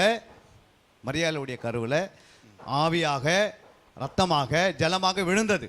वो है वचन है, वो मरियम का जो வார்த்தையாக அந்த ரத்தமாக उनका अंदर वो जो है लहू का रूप में, मांस का रूप में वो है गिर गया है. அதை உள்ள விழுந்த பிறகு தான் உருவாகுது. वो है उनका शरीर में, उनका अंदर है, वो जहाँ पड़ करके वो है एक बच्चा के रूप, मांस के रूप में उत्पन्न हुआ है. அந்த ஆவியானவர் இதை நிழலிடுகிறார். उसी पवित्र आत्मा वहां पर कार्य कर रहे हैं. அந்த ஒரு பாதுகாப்பு கொடுக்கிறார். पवित्र आत्मा वहां पर उनके लिए एक सुरक्षा को दे रहे हैं. அந்த வார்த்தை உள்ள போன பிறகு उसी वचन उनका अंदर जाकर, அந்த अम्मा சொல்றாங்க, மரியாள் சொல்றாங்க, उसी वचन है अंदर जाने के बाद मरियम से बोल रहे हैं, உங்களுடைய வார்த்தைக்கு அடிமைன்றாங்க. तेरा वचन के लिए हम हैं गुलाम हैं. அப்படின்னு அவங்க சொன்னதுனால वैसे वो बोलने के चलते அந்த கேப்ரியல் தூதன் போயிட்டான், மேல போயிட்டான். वो स्वर्गदूत है चला गया. அப்ப அந்த வார்த்தை உள்ள வாங்கின பிறகு, उसी वचन को ग्रहण करने के உங்களுடைய चलते வார்த்தைக்கு அடிமை சொன்ன பிறகு, हम आपका वचन के लिए मैं दासी हूँ ऐसे बोलने के அந்த चलते வார்த்தைக்குள்ள இயேசு தான் இருக்கிறாரு. उसी वचन का अंदर कौन है? प्रभु यीशु मसीह है. பைபிள் இருக்கிற வார்த்தையெல்லாம் இயேசு தான் இருக்கிறாரு. परमेश्वर का जो बाइबल में जो वचन है, उसी वचन में कौन है? प्रभु यीशु मसीह है. அப்ப அந்த வார்த்தையை நீங்க உள் வாங்காம போனீங்கன்னா, इसलिए यदि आप वचन को अपने हृदय में ग्रहण नहीं करेंगे तो பிசாசு வந்து எடுத்து போயிடுவான். वो शैतान उसी वचन को उठा करके ले जाएगा. மத்தேயு 13:19 இயேசு சொல்றாரு. और मत्ती के सुसमाचार 13 को 19वें वचन में यीशु मसीह सच्चाई को वहां पर வாசித்து बता பாருங்க रहे हैं. நீங்களே. आप लोग पढ़ करके देखिए. जो कोई राज्य का वचन सुनकर नहीं समझता, उसके मन में जो कुछ बोया गया था उसे वह दुष्ट आकर छीन ले जाता है. ஹalleluya. हालेलुया. அப்ப அந்த வார்த்தை, நீ கேட்கிற வார்த்தை உள்ள போய் வேலை செய்யணும். इसलिए आप जो वचन को सुनते हैं, उसी वचन आपका अंदर जाकर के आपके हृदय में काम करना है. நம்ம சாப்பிட்ட பிறகு அந்த சாப்பாடு ஆண்டவரே ஜீரணிக்க வைக்கிறாரு. हम लोग खाना खाने के बाद उसी खाना अंदर जाकर के पच जाता है. அத ஆண்டவரே அதை செய்து முடிச்சிட்டாரு. परमेश्वर ही उसी काम को पूरा करते हैं. அதை போய் நீங்க யோசிங்க, என்ன சாப்பிட்டேன்னு ஒரு 2 மணி நேரம் உட்கார்ந்து யோசிங்க சொல்லவில்லை. और आप क्या खाए ऐसे बैठ करके 2 घंटा उसको सोचो, ऐसे परमेश्वर बोले அப்பதான் नहीं. ஜீரணம் ஆகும்னு சொல்லல. तुम्हें क्या खाया उसी के बारे 2 घंटा बैठ के सोचो तब है वो पच जाएगा, इसे यीशु मसीह बोले. நம்முடைய ஆண்டவர் இரக்கமுள்ள தேவன். कारण क्या? हमारे परमेश्वर दयालु परमेश्वर, அவர் அன்பு உள்ளவர், वो प्रेमी है. அவர் நமக்கு இரக்கத்தை காட்டினார். वो है हमारे लिए दया को प्रकट किया. ஆனா இந்த வசனம் மட்டும் ஏன் அப்படி நம்மளே செய்யணும் சொன்னாரு? कारण क्या है? और है इस वचन को ही हम लोग से उसी के बारे में अध्ययन करने के लिए क्यों बोले हैं? ஏன்னா நமக்குள்ள வந்து ஆவியானவர் வந்திருக்கிறாரு. कारण क्या? हमारे अंदर पवित्र आत्मा आए हैं. நமக்கு வந்து ஒரு அபிஷேகம் வேணும். हमारे लिए अभिषेक का आवश्यकता है. ஊழியம் செய்யணும், அபிஷேகம் மிக முக்கியம். सेवकाई करना है तो अभिषेक का जरूरत है. அந்த அபிஷேகம் வேணும்னா उसी अभिषेक हमें मिलना है. சீசர்களுக்கு ஒரு 3 வருஷம் ஆண்டவர் ட்ரைனிங் தராரு. चेले लोगों को यीशु मसीह 3.5 साल है वो प्रशिक्षण देते हैं. ஆனா அவங்களுக்குள்ள ஒரு வசனம் கூட உள்ள போகவே இல்லை. लेकिन उन लोगों के अंदर एक वचन भी अंदर नहीं गया. ஏன் போகலனா அவங்களுக்குள்ள ஆவியானவர் இல்ல. कारण क्या? क्यों नहीं गया है? उनका अंदर पवित्र आत्मा नहीं है. அதனால அந்த வசனம் வந்து படிக்கிறாங்க, वो लोग वचन को पढ़ रहे हैं, இயேசு சொல்றதெல்லாம் கேக்குறாங்க. यीशु मसीह जो बोले हैं सारे बातों को सुन रहे हैं. அப்புறம் இயேசு கேக்குறா, நீங்க எனக்கா ஊழியம் செய்யலாம்னு கேட்டா ஊழியம் செய்யணும்னு சொல்றாங்க. यीशु मसीह लोग से पूछते हैं कि क्या है तो मेरा सेवकाई करे. वो लोग बोले हैं कि हम सेवकाई करेंगे. ஒரு சின்ன கஷ்டம் வரும்போது छोटा सा एक समस्या जब आता है, உடனே அவங்க இயேசுவை மறுதலிட்டு ஓடுறாங்க. वो लोग यीशु मसीह के इनकार करके वो लोग भाग जाते हैं. அப்போ அவங்களால ஊழியம் செய்யறதுக்கு முடியல. देखिए वहां पर क्या है, वो लोग यीशु मसीह सेवकाई कर नहीं पा रहे. இங்க கூட நீங்க உட்கார்ந்துருக்கீங்க, நிறைய பேர் ஊழியம் செய்யறீங்க. आप लोग यहाँ पर बैठे हुए हैं, आप लोग यीशु मसीह सेवकाई कर रहे हैं. யாரோ சின்ன வார்த்தை நம்மளை கோவப்படுத்தி பேசிட்டா, कोई भी एक छोटा सा बात है हमारे लिए एक गुस्सा दिलाने के रूप में वो बोलेगा तो, நம்முடைய பிள்ளைகளை குறித்து சொல்லிட்டா, या हमारे बच्चों के बारे में बोलेंगे இல்ல तो, மனைவியை குறித்து சொல்லிட்டா, या अपना पत्नी के बारे में बोलेंगे तो உடனே நம்ம பின் வாங்குறோம். तुरंत ही हम लोग है उदास होकर के पिछड़ जाते हैं. ஏன் அப்படின்னா நமக்குள்ள ஆவியானுடைய முழுமை இல்லை. कारण क्या? हमारे अंदर पवित्र आत्मा का परिपूर्णता नहीं है. அது ஏன் இல்லை அப்படின்னா, वो क्यों नहीं है? நம்ம தேவ சமூகத்துல உட்காரது இல்லை. हम लोग परमेश्वर के सन्मुख में नहीं बैठते हैं. ஒரு கோழி एक जो है मुर्गी है, அது தன்னுடைய முட்டை மேல 21 நாள் உட்கார்ந்தாதான் அதனுடைய ரூபத்தை வெளியே கொண்டு வருது. वो है अपना जो अंडा के ऊपर 21 दिन बैठेगा तब अपना रूप को उसी के अंदर लाता है. அதே போல ஆவியானவர் वैसा ही पवित्र आत्मा ஒருத்தர் மேல இறங்கி வரணும். एक व्यक्ति के ऊपर उतरना है। அப்படின்னா சீசர்கள் 10 நாள் உட்கார்றாங்க. वहां पर इसलिए पवित्र आत्मा अपने ऊपर उतर आने के लिए चेले लोग 10 दिन वहां पर बैठे हुए हैं, ஆனா बैठे रहे हैं। அவங்க ஜலத்தினால ஞானஸ்நானம் எடுத்துட்டாங்க. वो लोग हैं पानी से बपतिस्मा लिए हैं, ஆனா அவங்க இன்னும் ஆவியானவர் ஞானஸ்நானம் எடுக்கல. लेकिन पवित्र आत्मा का अभिषेक वो लोग अभी तक पाए नहीं। அதனால உட்கார சொல்றாரு. इसलिए यीशु मसीह बोले बैठो। நீங்க எத்தனை நாள் உட்கார்ந்து இருக்கீங்க ஜெபத்துல? आप लोग हैं कितना दिन है प्रार्थना में बैठे रहते हैं? ஒரு 10 நாள் உட்கார்ந்து யாரா இருக்கிறாங்களா? आप लोग ये रहो 10 पकड़ा। दिन लगातार दिन रात उपवास के साथ परमेश्वर के सन्मुख में आप लोग कभी बैठे हैं? தூங்காம சாப்பிடாம 10 நாள் உட்கார்ந்து இருக்கீங்களா? बिना सोए बिना खाए लगातार 10 दिन कोई बैठे हैं ஒரு 6 प्रार्थना நாள் में? ஒரு 6 நாள் 6 दिन நைட்டும் பகலமாக डे रात और दिन, இல்ல ஒரு 3 நாள் எஸ்தர் போல या कोई 3 दिन एस्तर के समान நான் இருந்துக்கிறீங்களா? रात दिन सोए बिना लगातार प्रार्थना में? யாராவது கரங்களை உயர்த்தி காட்டுங்க.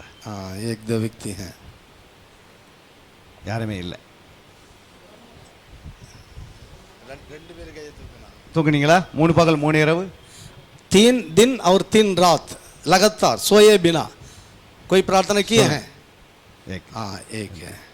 और कोई इधर और कोई कोई नहीं. कोई नहीं। வாசிக்கலாம் அந்த வசனத்தை. हम लोग वचन का हम लोग पढ़ेंगे। அப்போஸ்தலர் 1:4-5 प्रेरितों के काम पगला अध्याय 4 और 5। और उनसे मिलकर उन्हें आज्ञा दी, यरूशलेम को ना छोड़ो, परंतु पिता की उस प्रतिज्ञा के पूरे होने की बाट जोते रहो, जिसकी चर्चा तुम मुझसे सुन चुके हो। क्योंकि यूहन्ना ने तो पानी से बपतिस्मा दिया है, परंतु थोड़े दिनों के बाद तुम पवित्र आत्मा से बपतिस्मा पाओगे। அல்லேலூயா. हालेलुया। பாருங்க அங்க யோவான் வந்து ஜலத்தினால் ஞானஸ்நானம் கொடுத்திருக்கிறாரு. वहां पर देखिए यूहन्ना जल के द्वारा बपतिस्मा दिए हैं, அது எல்லாமே எல்லாருக்குமே தெரியும். वो सबको जानते हैं। யோவான் ஸ்நானம் வந்து இயேசுக்கும் கொடுத்தாரு, சீசர்களுக்கும் கொடுத்தாரு. यीशु मसीह यूहन्ना बपतिस्मा देने वाले यीशु मसीह की और भी लोगों को बपतिस्मा दिए हैं। ஆனா அதோட அவங்களோட அவங்க ஊழியம் வளரல. उसी के वहीं तक रहा और आगे उनका सेवक नहीं बढ़ा, ஆனா பிசாசை துரத்துனாங்க. लेकिन वो लोग दुष्ट आत्मा को निकाले हैं, ஆனா அவங்க சுபாவம் மாறல. लेकिन उन लोगों के स्वभाव में कोई परिवर्तन नहीं आया। அப்ப சுபாவம் ஒருத்தருக்கு மாறணும்னா அபிஷேகம் வேணும். कारण ये स्वभाव को स्वभाव में बदलाव आना तो अभिषेक का जरूरत है। அதனால நீங்க உட்காருங்க. इसलिए प्रभु यीशु मसीह बोले तुम बैठो, 10 நாள் உட்காரணும். 10 दिन बैठो। நான் இப்ப பரலோகத்துக்கு போறேன். अब मैं स्वर्ग में जा रहा हूँ, ஆனா நீங்க 10 நாள் உட்கார்ந்தீங்கன்னா लेकिन यदि तुम लोग है 10 दिन बैठा रहेगा तो அப்ப உங்க மேல என்னுடைய ஆவி வந்து இறங்கும். तब है मेरा आत्मा तुम लोग को ऊपर आकर के उतरेगा। அப்ப உங்களுடைய ஊழியம் तब तुम लोग का जो सेवकाएं 3000 5000 1 லட்சம் அப்படி மாறிடும். 3000 5000 1 लाख ऐसे बढ़ते जाएगा। நீங்க எந்த அளவுக்கு உட்கார்றீங்களோ जितना समय तुम परमेश्वर के सन्मुख में बैठेगा, அப்ப அவர் பாதத்துல உட்கார்ந்து நீ ஜபத்திலையும் உபவாசத்திலையும் இரவு கண் விழிப்பிலையும் இருந்தீங்கன்னா उनका पावों तले उपवास में और जागने में आप बैठे रहेंगे तो அந்த அளவுக்கு ஆத்மா உங்களுக்குள்ள ஆவியானவர் இந்த பட்டணால கொடுப்பாரு. तब पवित्र आत्मा इस उतना है अपना सामर्थ्य को आपका अंदर देगा। ஏன் கொடுப்பாருன்னா உங்க மேல ஆவியானவர் உட்கார்ந்துட்டார் வந்து. कारण क्या है? पवित्र आत्मा आपके ऊपर आकर के बैठेगा और आपके द्वारा काम करेगा। ஆத்மா பெருசு இல்ல, आत्मा बड़ा नहीं है, ஆனா அபிஷேகம் பெருசு. लेकिन अभिषेक है वो बड़ा है। அதுக்கு பிறகு பாத்தீங்கன்னா நீங்க उसके बाद जब आप देखेंगे இந்த தேசத்தை அப்படியே நீங்களே கலக்கக்கூடிய மாறிடுவீங்க. अब इसी दुनिया को ही आप लोग उल्टा पुल्टा करने वाले व्यक्ति के समान बन जाएंगे। அந்த அபிஷேகம்க்குள்ள வந்தாச்சுன்னா उसी अभिषेक के अंदर जब आएंगे உன்னுடைய சுபாவம் மாறிடுது, आपका स्वभाव में परिवर्तन आएगा, உன்னுடைய ஊழியம் வளர்கிறது, आपका सेवकाई में बढ़ोतरी आएगा, அற்புதம் நடக்கிறது, अद्भुत और आश्चर्य काम होने लगेगा, அதிசயங்கள் நடக்கிறது, चमत्कार होने लगेगा, சர்ச்சைகள் பெருசா கட்ட ஆரம்பிக்கிறோம், कलिसिया सब है बड़ा बन जाएगा, உன்னை கை நிறைய ஆசீர்வாதங்கள் கொடுக்க ஆரம்பிக்கிறாரு, परमेश्वर आपका हाथ में आशीष को देगा। இதெல்லாம் செய்யணும்னா इस सारे बातों की यदि परमेश्वर आपके जिंदगी में करना है, பெரிய படிப்படிச்சாதான் வரும். बहुत ज्यादा पढ़े लिखेंगे तब पढ़ेंगे तबे आएगा, இல்ல ऐसे सोचना नहीं। பணம் இருந்தா தான் வரும். पैसा रहेगा तबे ये सारे बातें होगा ऐसे सोचना नहीं। அதெல்லாம் தேவன் விரும்புறதே கிடையாது. परमेश्वर इस सारे बातों को पसंद करते ही नहीं है। உன் உள்ளத்தை பார்க்கறாரு, परमेश्वर तुम्हारा हृदय को देखते हैं, உன் வாஞ்சியை பார்க்கறாரு, आपके हृदय के लालसा को देखते हैं। நீங்க எடுக்கிற திட்டங்களை பார்க்கறாரு, परमेश्वर आप जो योजना है उसको बनाते हैं उसको देखते हैं। உன்னுடைய இருதயத்தை பார்த்து அவர் என்ன செய்யறாரு, நீ உட்கார நேரத்தை பார்க்கறாரு, आप परमेश्वर सन्मुख में जो बैठते हैं उसी समय को देखते हैं। அப்ப நீ கை வச்ச குணம், तब आप हाथ रखेंगे तो चंगाई, நீ சொன்னால் குணம், आप लोग बोलने के समय में चंगाई, எழுந்து நடனா நடப்பார்கள், आप बोलेंगे उठ करके चलो तब वो लोग चलने நீ लगेंगे। எதை சொல்லுகிறீங்களோ அதனால வல்லமை வெளியங்கனே இருக்கும். आप जब जब बोलेंगे वहां पर सामर्थ्य प्रकट होते जाएगा। ஆத்மா தானா ஓடி வந்து விழும் உள்ள. आत्मा है, लोग है, दौड़ दौड़ कर झुंड के साथ आकर के आपके कलिसिया में वो गिरेंगे। உன்னோட வந்து உன்னோட अनेक ஆத்மாக்கள் நீ பார்க்கும்போது உனக்கு உள்ளம் சந்தோஷப்படும். आप हैं, आपके सामने बहुत से लोगों को देखने से आपके हृदय में एक खुशी आएगा। அப்போ முதலாவது நீங்க 10 பகல் 10 இரவு உட்கார்ன அவசியம் இல்லை. आप लोग शुरू में ही आप है 10 रात 10 दिन परमेश्वर सन्मुख में बैठना इसे कोई जरूरी नहीं है। ஃபர்ஸ்ட் ஒரு 21 மணி நேரம் पहले आप लोग है 21 घंटा சாப்பிடாம 21 घंटा बिना खाए पिए தூங்காம सोए बिना அவருடைய பாதத்துல उनका सन्मुख में முழங்காலியோ घुटना में நின்றோ या खड़ा रहकर இல்ல உட்கார்ந்தோ या बैठकर அவர் சமூகத்துல காத்திருந்தீங்கன்னா आप उनके सन्मुख में यदि आप इंतजार करते रहेंगे, அதுக்கு उनके ஏற்ற- समय बाट जोगते रहेंगे, அதுக்கேற்ற ஒரு அபிஷேகம் उसी के अनुसार एक अभिषेक உங்க மேல வந்து இறங்கிடும். आपके ऊपर उतर आएगा। அதுக்கு பிறகு நீங்க மூவ் பண்ண ஆரம்பிச்சிடுவீங்க. उसके बाद आप है आगे बढ़ना शुरू कीजिए। அதுக்கு பிறகு ஒரு 3 மணி நேரம் 3 இரவு பகல் நம்ம ஜெபிக்க முடியும். उसके बाद आप 3 दिन और रात प्रार्थना आप कर सकेंगे। இப்படிதான் நாங்க செய்தோம்.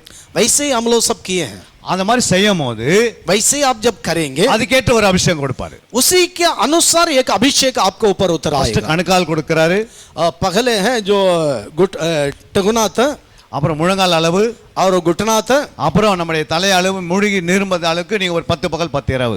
और उसके बाद पूरा पूरा डूबने तक है और है 10 दिन और 10 रात। அப்படி செய்தீங்கன்னா ऐसे आप परमेश्वर के सन्मुख में रहकर प्रार्थना करेंगे तो நீங்க நல்ல சைனிங் உள்ளவங்களா மாறிடுவீங்க. आप लोग परमेश्वर के लिए एक चमकने वाले व्यक्ति के रूप में बदल உங்களை தேடி जाएंगे। ஆயிரங்களாய் ஓடி வரும். आप लोगों को ढूंढ करके हजारों की संख्या में लोग आएंगे। நீங்க பேச தேவையில்ல, आप लोग बोलने के लिए जरूरत नहीं पड़ेगा। ஆவியானவரே உங்களுக்குள்ள இருந்து பேசுவார். पवित्र आत्मा ही आपके अंदर रहकर आपके द्वारा बातें உங்க करेंगे। மனது அந்த அளவு சந்தோஷமாயிடும். आपके हृदय इतना है, आपके हृदय आनंद से भरेगा। ஃபர்ஸ்ட் உங்க வீட்ல சாட்சியா இருப்பீங்க, पहले आप अपने घर में गवाह बनेंगे, அதுக்கப்புறம் உங்க ஊர்ல சாட்சியா மாறுவீங்க, उसके बाद आप लोग अपने गांव में गवाह बनेंगे, அப்புறம் உங்க ஸ்டேட்ல நீங்க ஆசீர்வாதமா இருப்பீங்க, और उसके आप लोग अपने राज्य में एक आशीष का कारण बनेंगे। அந்த ஸ்டேட்ல சாட்சியா மாறிடுவீங்க, उसी जो है राज्य में आप लोग है एक गवाह बनेंगे, அப்புறம் உலகமெங்க நீங்க போக ஆரம்பிப்பீங்க. फिर आप लोग सारे दुनिया में जाने लगेंगे। ஏன் அப்படின்னா ஆவியானவர் कारण क्या है? पवित्र आत्मा அந்த அபிஷேகத்தை கொடுக்கும்போது उसी अभिषेक जब देंगे, ஃபர்ஸ்ட் குடும்பத்துல சாட்சி. पहले परिवार में गवाह, இப்போ நீங்க உங்க மனைவி வந்து உங்களை குறித்து சொல்லணும், आपका पत्नी आपके बारे में बोलना है। எங்க வீட்டுக்காரு அவர் கோபப்பட மாட்டாரு, मेरा जो है पति है वो गुस्सा नहीं करते हैं, அவர் கடன் வாங்க மாட்டாரு, वो कर्जा नहीं लेते हैं, யார்கிட்ட போய் கை எழுத மாட்டாரு किसी के सामने जाकर के हाथ नहीं बढ़ाएंगे। அப்படின்னு யார் சொல்லணும்? ऐसे कौन बोलना है? உங்க மனைவி சொல்லணும். आपके पत्नी बोलना है पहले। அவரா எவ்வளவு அவர் கோபப்படுற மாதிரி இது வரைக்கும் யாரையும் நான் பார்த்ததே கிடையாது அப்படி சொல்லக்கூடாது. हाँ, मेरा पति है इतना गुस्सा करते हैं, वैसे कोई नहीं करता, ऐसे नहीं बोलना। அப்படி சொல்லிட்டாங்கன்னா அவன் பரலோகத்துக்கு போகவே முடியாது. ऐसे यदि आपके पत्नी आपके बारे में बोले हैं तो आप है कभी स्वर्ग में जा ही नहीं सकते। 100 லிட்டர் பாலுக்கு 1000 लीटर दूध के लिए அதுல ஒரு கடுகு அளவு ஒரு புளி போட்டா போதும், அது 10,000 மாறிடுது. वो है तनीसा है, एक छोटा सा एक टुकड़ा दही को डालेंगे तो पूरा दूध दही बन जाएगा। சின்ன கோபம் छोटा सा जो गुस्सा है பரலோகத்துக்கு போte தடுத்துரும். आपको स्वर्ग में जाने के लिए आपको रोकेगा। பிசாசு உனக்கு முன்னாடி போய் நிக்க ஆரம்பிச்சிடுவான். शैतान आपके सामने जाकर खड़ा होगा। அல்லேலூயா. हालेलुया। அப்போ நம்ம பரிசுத்தம் இருக்கிறது மிக அவசியம். इसलिए हम लोग पवित्रता के साथ रहना बहुत जरूरी அதனால है। தான் 1 தெசலோனிக்கேயர் 5:23 தெளிவுபடுத்துறாரு. शांति का परमेश्वर हाँ। आप ही तुम्हें पूरी रीति से पवित्र करे और तुम्हारे आत्मा और प्राण और देह हमारे प्रभु यीशु मसीह के आने तक पूरे पूरे निर्दोष और निर्दोष सुरक्षित रहे। அல்லேலூயா. हालेलुया। அங்க சொல்ல முற்றிலும் பரிசுத்தம். और पूरा पूरा पवित्र। முற்றிலும் என்ன? और पूरा पूरा मतलब क्या है? அங்க என்ன போடு ஹிந்தில? हाँ, पूरा पूरा पवित्र। முற்றிலும் பரிசுத்தத்துக்கு என்ன எழுதி இருக்கிறது? हिंदी में पूरा पूरा முழுவதும். அப்போ 100% சொல்றாரு. वो पूरा 100%। எப்போ சொல்றாரு அந்த வசனத்தை? इसी वचन को प्रभु यीशु मसीह कब बोल रहे हैं? எப்போ இயேசு ரகசிய வரை வருதோ அப்போ சொல்றாரு. यीशु मसीह का जो गुप्त आगमन जब हो उसी के समय के बारे में यीशु मसीह यहाँ पर बता रहे हैं। அப்போ அதுக்கு நம்ம ஆயத்தமாகணும். उसी के लिए हम लोग है तैयार होना, மற்றவங்களை ஆயத்தப்படுத்தணும். हम लोग दूसरों को तैयार करना, அவங்களுக்காக காவலனா இருக்கணும். हम लोग उन लोगों के लिए एक पगरुआ टकरना। இது மூன்றுமே நம்ம செய்யல அப்படின்னா यदि ये तीनों बातों को हम लोग यदि नहीं करेंगे, நிறைய காரியத்தை நம்ம விழுந்து விழுந்து எழுந்துப்போம். हम लोग कई समय में हम लोग गिर गिर करके उठेंगे, அதனால நம்ம எழும்பி ஓட முடியாது. ஆண்டவர் लेकिन हम लोग उठ करके दौड़ नहीं पाएंगे। உனக்கு உதவி செய்கிறவர் பரிசுத்த ஆவியானவர். आपको सहायता करने वाले पवित्र आत्मा, உனக்கு உதவியா இருக்குது வேத வசனம். आपके लिए सहायक के रूप में रखने वाला परमेश्वर का वचन है। உனக்கு சப்போர்ட் பண்றது ஜெபம். आपको सहायता करने वाला प्रार्थना। இதெல்லாம் இருந்தா உனக்கு ஊழியக்காரர் உதவி செய்ய ஆரம்பிச்சிடுவாங்க. हाँ, ये सारे बातें ही एक सेवक के लिए सहायता करता है। இதுதான் பேஸ்மெண்ட். यही है मूल बात है, नींव की बात है। இதை நீங்க அசதியா நினைச்சீங்கன்னா इसी बात में यदि आप लापरवाही के साथ रहेंगे तो நீங்க வாழ்க்கையில அங்க சிங்காசனத்தை போய் விட வேண்டியதா இருக்கும். आप अपने जिंदगी में जो परमेश्वर के सिंहासन के सामने जाकर के गिरना पड़ेगा। ஏன் அப்படின்னா நம்ம சரீரத்தை என்ன செய்கிறோமோ कारण क्या है? हम लोग अपना देह में रह करके जो कुछ काम करते हैं, அது நன்மையானாலும் தீமையானாலும் वो भला हो या बुरा हो, அதை நீங்க செய்யும் போது அது ஜீவ புஸ்தகம் எழுதினே இருப்பார் ஆண்டவர். और आप जो कुछ करेंगे सारे बातें वहां पर जीवन के पुस्तक में लिखा जाता है। பரலோகத்துல 3 புத்தகம் இருக்கிறது. स्वर्ग में 3 किताब है। ஒன்று ஜீவ புஸ்தகம், एक जीवन की पुस्तक, இரண்டாவது ஞாபக புஸ்தகம். स्मरण पुस्तक है। சார் அந்த வசனத்தை வாசிக்கலாம். மல்லிகா 3:16. मलाकी 3:16। तब यहोवा का भय मानने वालों ने आपस में बातें की और यहोवा ध्यान धरकर उनकी सुनता था, और जो यहोवा का भय मानते और उसके नाम का सम्मान करते थे उनके स्मरण के निमित्त उसके सामने एक पुस्तक लिखी जाती थी। आमें स्मरण पुस्तक। हाँ, वो पुस्तक में जो अब में आवे में जो जो बात करेंगे उसके बारे में लिखा जाता है. आमें। அதாவது அந்தந்த காரியங்கள் எழுதப்பட்டிருக்கும். आप अपने जिंदगी में जो कुछ काम करते हैं सारे बातें वहां पर लिखा जाता है। அதை நீங்க கவனமா இருக்கணும். इसलिए आप लोग इस बात में बड़ी ध्यान से रखना। நீங்க என்ன பேசுறீங்களோ आप लोग जो जो बातों बोलेंगे அதெல்லாம் எழுதப்பட்டிருக்கும். वहां पर सारे बातें लिखा जाता है। ஒரு 10 பேர் சுவிசேஷம் அறிவிச்சா यदि आप 10 व्यक्ति को सुसमाचार ஒரு सुनाएंगे நாளைக்கு एक दिन में, அது கூட அதுல எழுதி இருக்கும். उसी बात भी वहां पर लिखा जाएगा। 10 பேரை நீ கலகப்படுத்தீங்கன்னா यदि आप 10 लोगों को धोखा देंगे அதுவும் அதுல இருக்கும். वहाँ वही बात भी वहां पर लिखा உங்க जाएगा। பிள்ளைகளை திட்டி இருந்தா यदि आप अपना बच्चों लोगों को बुरी बात बोल करके डांटेंगे அதுவும் அதுல இருக்கும். वो बात भी वहां पर लिखा இல்ல जाएगा। உங்களுடைய மேய்ப்பரை நீங்க அது பேசியிருந்தா यदि आप अपना अगुवा के खिलाफ में कुछ बोल देंगे அதுவும் அதுல இருக்கும். वो बात भी वहां पर लिखा जाएगा। ஏன் அப்படின்னா நம்ம அந்த புத்தகத்தில் எழுதப்படும். कारण ये सारे बातें उसी स्मरण पुस्तक में लिखा जाता है। அதே போல பிதாவின் புஸ்தகம் இருக்குது ஜீவ புஸ்தகம். वैसा ये पिता का जो पुस्तक है वो जीवन की पुस्तक है। அதுல வந்து சரீரத்தில் என்னென்ன செய்யறோம் அது எழுதப்பட்டிருக்கும். वो है जीवन के पुस्तक में आप अपने शरीर में रहकर जो कुछ काम करते हैं सारे काम है उसी किताब में लिखा जाता है। அந்த ஆலயத்தில் வந்து நீங்க இது பெருக்கினா கூட அது கூட எழுதுவார் ஆண்டவர். और आप है इसी कलिसिया में आकर झाड़ू लगाएंगे तो उसी बात को भी परमेश्वर लिख करके நீங்க रखेंगे। ஒருத்தர் போய் உதவி செய்தா அது எழுதியிருப்பார். आप है किसी को जा करके मदद करेंगे तो उसी के बात को भी परमेश्वर लिख நீங்க करके கொடுக்கிற रखेंगे। தசமபாகம் அதுல இருக்கும். आप जो दसवांश देंगे उसी दसवांश को परमेश्वर वहां पर लिख நீங்க करके எடுக்கிற रखेंगे। காணிக்கை அதுல இருக்கும். आप जो दान देंगे उसी दान को परमेश्वर वहां पर लिख करके மூன்றாவது रखेंगे। ஒரு புத்தகம் இருக்கிறது. और तीसरा एक किताब है, அந்த புத்தகம் வந்து ஆட்டுக்குட்டியான ஜீவ புஸ்தகம். वो है मेमना का जीवन की पुस्तक। அது வெளிப்படுத்தல் எழுதப்பட்டிருக்கு. वो प्रकाशित वाक्य में लिखा गया। அது இயேசு கிறிஸ்துக்காக நீங்க என்ன செய்கிறீங்களோ அதுல எழுதி இருக்கும். वो जो है मेमना का जीवन की पुस्तक, आप यीशु मसीह के लिए जो कुछ करते हैं सारे बातें उसी किताब में लिखा जाता है। ஞாபக புஸ்தகம் स्मरण पुस्तक, உங்க ஆவில என்ன செய்யறோ அது பற்றி எழுதுவாரு. आप अपना आत्मा में जो कुछ करते हैं वो सारे बातों को स्मरण पुस्तक में लिखा जाएगा। ஜீவ புஸ்தகத்துல और जीवन की पुस्तक में சரீரத்தில் என்ன செய்யறோம் அதை அதெல்லாம் எழுதுவாரு. आप अपना शरीर में रहकर शरीर के द्वारा जो जो काम करे सारे बातों लिख करके रखेंगे. ஆட்டுக்குட்டியான் ஜீவ புஸ்தகம், और मेमना के जीवन की पुस्तक, அதுல வந்து நீங்க இருதயத்துல ஆத்மால என்னென்ன இருக்குது அதை குறித்து எழுதுவார். आपका हृदय में आत्मा में जो कुछ बात है वो सारे बातों के बारे में उसमें लिखा जाएगा. இதுதான் வந்து 2 கொரிந்தியர் 5:10 வாசிக்கிறோம். इसलिए इस सारे बातों के बारे में दूसरा कोरिन्थियों की किताब में दूसरा कोरिन्थियों 5वां अध्याय का 10वां वचन में हम लोग पढ़ते हैं. வாசிக்கலாம். है कि हम सब का हाल मसीह के न्याय आसन के सामने खुल जाए कि हर एक व्यक्ति अपने अपने भले बुरे कामों का बदला जो उसने देह के द्वारा हो किए हो पाए. அல்லேலூயா. हालेलुया. பாருங்க, அங்கே இயேசு கிட்ட போய் நம்ம நிக்கணும். हम लोग देखिए यीशु मसीह के सामने जाकर के खड़ा होना है. ஏன்னா இயேசு நாமத்தால தான் மனம் திரும்பினோம்.